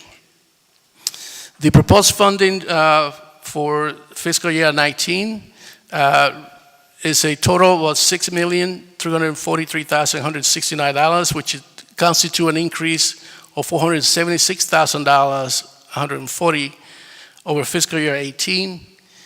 This increase is primarily due to one position to support the new process designed for position exemption requests as a result of the implementation of the One Philly program. Also, the increase reflects a pay increase for DC 33 members, and also includes an initiative, a diabetes prevention program, as well as an audit of our city pharmacy benefits. With that, I'm open to questions that you might have. Thank you. Chair recognizes Councilman Greenlee. Thank you, Mr. Chairman. Good afternoon. I know you answered a lot of questions this morning, especially relating to diversity and on issues like that. Just on that online job notification, you said 36,000 for 950 job classes. That's a whole lot of folks. It's a lot of people. Now, those 950 job classes, how many actually, do you know, or roughly, how many are actually higher? Or are a lot of them just, I guess what I'm getting at is, if people apply for or be put on the list, do a lot of those classes actually come up? Are they actually hired, or are people hired for that, I guess? Councilman Greenlee, thanks for that question. One of the reasons why we instituted this particular job notification program is if you were a job applicant, you had to constantly keep checking the website to see when a particular job that you were interested in applying will open to take application for the examination. This way, people sign up for it, and then they get automatically notified. So we break it down week by week to see which job titles are the most interested for that week. Okay. We have anecdotes of people who say, thank you for that because I applied, took the test, and was hired from that process. So they don't have to keep checking, you kind of check for them. Exactly. That works. That seems to make sense. And one other thing, on the, you list the Democratic composition of the candidates, and maybe this is tough to tell because you say 30% did not disclose race. Is that any significant changes, those figures, 22%, 37%, from previous years, do you know, or is that roughly around the same? In terms of, I don't recall if we were keeping track prior to this. Okay. We're beginning to keep track more rigorously about that. We have data over the years about the composition of civil service workforce and its breakdown. Okay. Okay, I appreciate that. And let me just say, I always appreciate you have been very responsive when I have called you. I like to think those of us who have been around government for a while, I've been around a few days, I think you've been around close to, a few days. So I think you certainly get how this works and get what's important. You worked here in council for a little bit, so you know the kind of issues we're involved in. So I really appreciate it. I think the department has done very well under your leadership, so thank you. Well, thank you very much, Councilman. Thank you, Mr. Chairman. Okay. Thank you, Councilman. I have a few questions. So, in addition to some of the questioning that, answers that you had, throughout, the morning and the day so far, people take the civil service test, they go online, you get hired. Is there a health screening backup log for hiring people where they're waiting for physicals or TB testing, by the city so they can be hired, that you're aware of?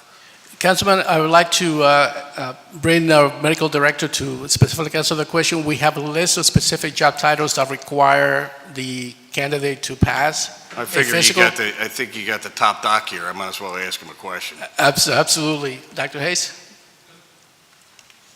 And may I introduce Deputy Director Marsha Green Jones, who runs our benefits unit at Jonia. Okay. Hey, just state your name for the record and your title, and then. George Hayes, I'm Medical Director of Employee Medical Services. And I think the question that you asked was whether there is a delay in doing the physicals for certain job titles? Yes. Okay. At this point, we have really been doing very well in getting these physicals done, as well as the various testing like PPDs. And there's not a backlog. Currently, we're in the process of talking with Jefferson's Health Mark to do the next class of police officers. I met with them last week so we can have a pilot program until we can get our staffing up to the level that it was. We had one physician assistant leave us over the last 60 days. But things are going well at this point. Okay, so you'll see if Jefferson can move things a little quicker while you staff up. So you have, is the 2 physicians and 1 physician assistant, PA, are they in the 5-year plan for staffing levels? Yes, they are. Okay, and what is the timeline do you? I would imagine over the next 30 to 45 days, we should have those positions filled. Okay, so there's active candidates that you're looking at for the position? Yes. Oh, that's great. And what was our backlog? Like, I don't want to get too nitty-gritty in the details, but in some cases, could it be you're waiting 2 months, for screenings or testing, or two No, weeks? it's not that. What happens is that we get a set number of police officers every day because police test continuously. So we get 10 police officers 3 days a week. We get a set number of firefighters. However, because of the listing, the way it's developed by the fire department, when they have a class that they anticipate, then that volume increases to maybe 10, 15 applicants a day. The current class, they have 130 people to be evaluated. So we're going to do that because economically it works better for us to do that than for HealthMark to do that. And what HealthMark will do is take over those 10 slots for police. And it gives us a chance to have them as a backup for this very thing in the event there is a delay. The PPDs and the various testing done in the office, we have staffing adequate to do that. We have medical assistants that are in place, as well as police internal affairs that does their urine and hair testing. So is it primarily in first responders or police and fire and crossing guards, as opposed to other vacancies that are filled, or is it anybody who takes a civil service test? Well, all job titles, those physically demanding job titles, such as corrections, police, fire, youth detention centers, youth detention counselors, crossing guards, laborers, semi-skilled laborers, electricians, all of those jobs are jobs that require physicals, and each of them have a different series of testing that's done based on that job title. Well, and we will be staffed appropriately. If not, we could we could just ask You know, for more people, yeah, right, to help move right. things along. I don't mind asking, our finance director or budget director for another In physician. this position, the physician has to do with retirement. We had to fill one of a physician retired. And then just to reemphasize what Dr. Hayes was saying, we want to utilize the pilot project when we have the perfect storm, so to But speak. when you have the high demand, right? Because All you at have once, right. different classes at the same time for Right. uniform personnel. No, I understand that Yeah. completely, and it's actually smart. This way you can keep things moving and, not keep these key, public safety positions or frontline, vacancies empty, so we can keep things moving. Well, thank you so much for your time. Thank you.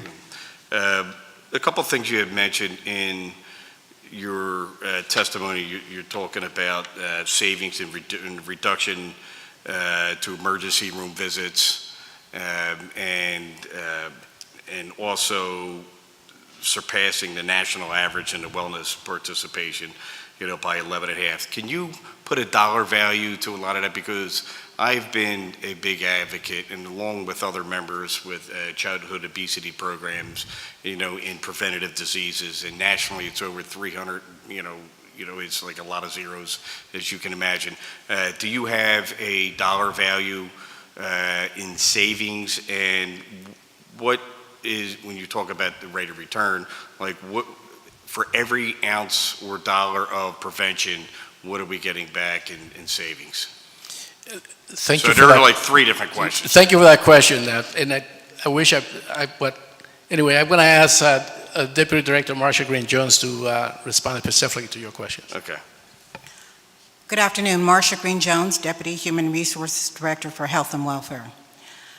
Generally speaking, the wellness program in itself is more of a cost avoidance in terms of reducing the costs that we could possibly incur as a consequence of employees actually developing chronic diseases. So as a consequence of the program, we're able to reduce the utilization? Yes, exactly. Reduce the employees becoming diabetic. That's why we focus on pre-diabetes, identifying employees who are at high risk for hypertension, have cholesterol issues as well. So by us involving and developing the wellness program, we're able to avoid cost. Can you put a number on that cost avoidance? It's kind of difficult to say, but certainly it's over $700,000, but it's not a number that you can point to. It's basically cost avoidance. With regard to the emergency room, one of the things that we looked at was a high utilization of the emergency room for employees going there for non-emergent reasons. And one of the things we thought about is perhaps people were going to the emergency room because when you go there, you don't have to pay immediately. They will bill you, as opposed to when they were going to an urgent care center, we were actually billing them right on the spot for $75. In past experience, I've known programs to actually reduce that cost to a specialist copay of generally $30 to $40 is the general norm for urgent care centers. So our thought process was, while we reduce the cost of urgent care centers to $40, we increase the emergency room copay to $300, and we do not waive that copay if you're hospitalized. We actually reduce it by $100. So it's a disincentive for somebody Exactly. not to use the emergency room as their primary doctor. Yes, and so we were able to reduce our, we were able to increase our urgent care visitation by 50%. We were able to increase our retail clinic visits by about 17%, and we were also able to reduce our emergency room non-emergent reasons by about 17%. And typically, people go to the emergency room for non-emergent reasons, for headaches,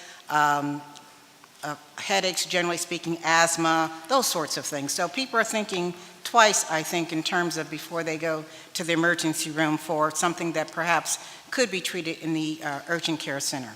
So who takes a look at our benefits plan? Do you review the utilization and the follow-up to say, all right, so somebody goes in, it's either asthma, right? And so they go to the emergency room and it winds up being asthma, or maybe it's not asthma. I don't know, but do we work with our healthcare provider all right, to really get down to the algorithms or, the trends on the utilization, because there is a cost associated with utilization, and I totally believe, although I don't look like it, wellness programs, that will help in the, many different ways, right? Whether it's, sugar, diabetes, your heart disease, and, any other contributing factors that are preventative. I believe in that 1,000%. And it also, lowers the cost of our premiums because our utilization's down. Yes, that's an excellent question. We look at a number of things to try to get a good sense of our trend. So we actually employ a consultant, Aon Hewitt, who actually helps us in looking at all of our plans, whether it's the medical plan, the prescription plan. We look at adherence. Are people actually who have been diagnosed, let's take diabetes for example, or hypertension. Are people who have been diagnosed with those chronic diseases, are they going to the doctor? Are they adherent to their medication? One of the things we look at, and this is how we actually focus our attention from a medical perspective, we've identified that 19.9% of our employees who actually have hypertension are not adherent. The national average is 30%. And with speaking with the health department, the chronic disease head who I work with quite closely, one of the things she said to me, Marcia, that's phenomenal.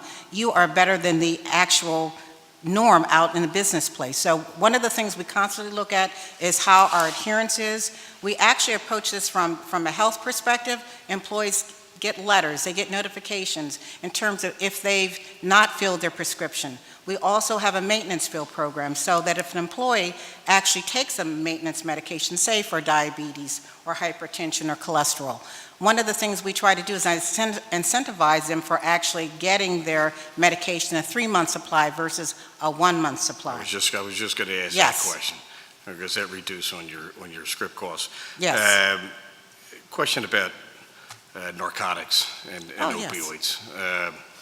So what is the policy, is there a policy for reviewing not confidential information, of course, but the amount of people who utilize or take in narcotics and or opioids on I think some of the healthcare providers are internally going to a 5-day and then needs admin approval for further approvals. Is the city taking that same approach or considering taking a look at that? Yes, as a matter of fact, actually for the first 6 months of this year, we actually rolled out the labeling prescribed guidelines for our employees. And we've actually sent communication out to all those affected employees indicating that they need to follow the proper procedures in terms of the label distribution of the medication. Effective July 1st, we will actually be distributing the narcotics using the CDC guidelines with the minimum morphine minimum requirements. So employees will only get 7 days worth of prescription as opposed to the label dedicated numbers. Curiously enough, we have actually very few employees in the CAP program who actually use narcotics. Typically, the way this program is set up is employees who are at end-stage renal disease, who have cancer, who have any comorbidities that actually require that they have this medication it will not affect them at all, because our goal is to continue to make them comfortable and that we do not interfere with what they're doing currently in terms of their dispensation of their actual medications. So we're not trying to interfere with those employees. Just from a numbers perspective, one of the things that we did see, which was interesting, that we've discussed with Active Health, our wellness provider, and also with IBC as well as CVS Health, is that we only had this year 5 employees who actually had to go to the emergency room for an overdose or perhaps an overdose.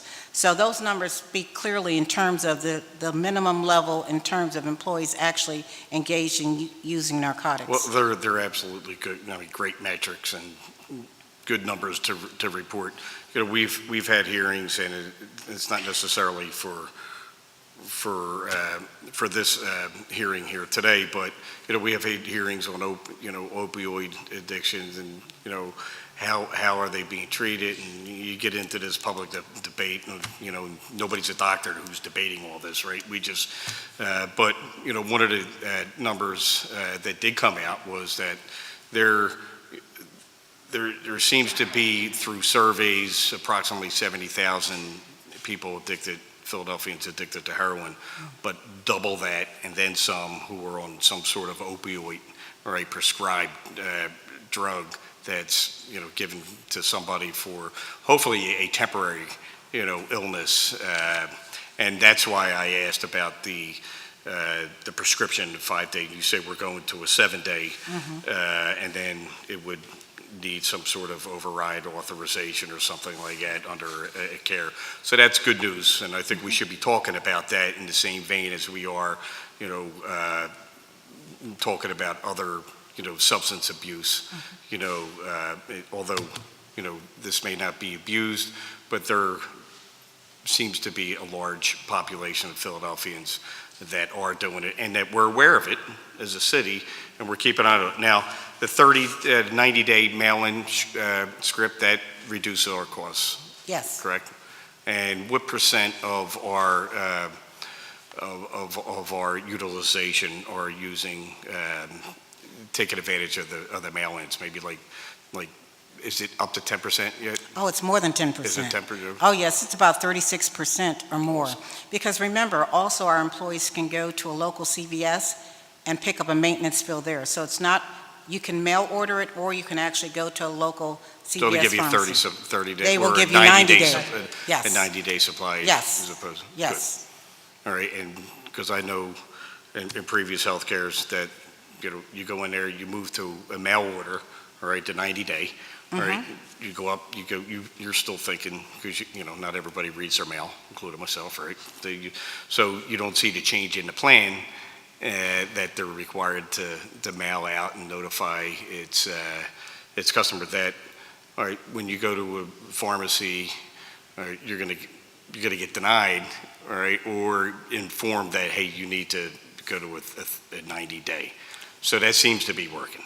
It's working extremely well. So from a communications perspective, we have several different vehicles that we use to communicate these types of changes. So one of the vehicles we use is CVS actually has an app that employees can sign up for. We have the enrollment guide that we distribute to every single eligible employee, whether they enroll in our program or not.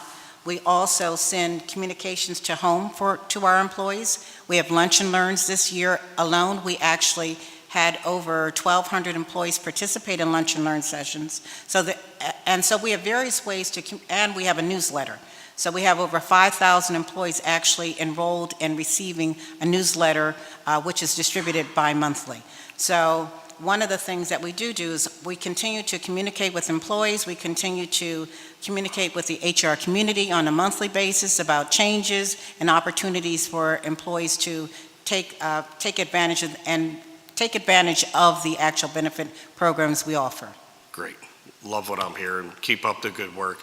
I know our city council, administrators that we have here in our wellness, Linda and Mary Ellen, they do a fantastic job with notifying, all of council staff on the wellness programs, the enrollment of the programs, the opportunities that they have. So, I mean, I believe in it, and, I hope it continues to trend in the direction that you're saying. So if there's anyone else here who has any other questions, being none, I want to thank you all for coming in and for your testimony. We will now, give me 1 second here so I can properly close, so I don't get yelled at. All right, and since there's no other questions, this committee will stand in recess until Tuesday, April 17th, 2018 at 10 a.m., in which time we will reconvene right here in this room, City Hall, room 400. And I want to thank you all and have a great, safe day. Thanks. Thank you.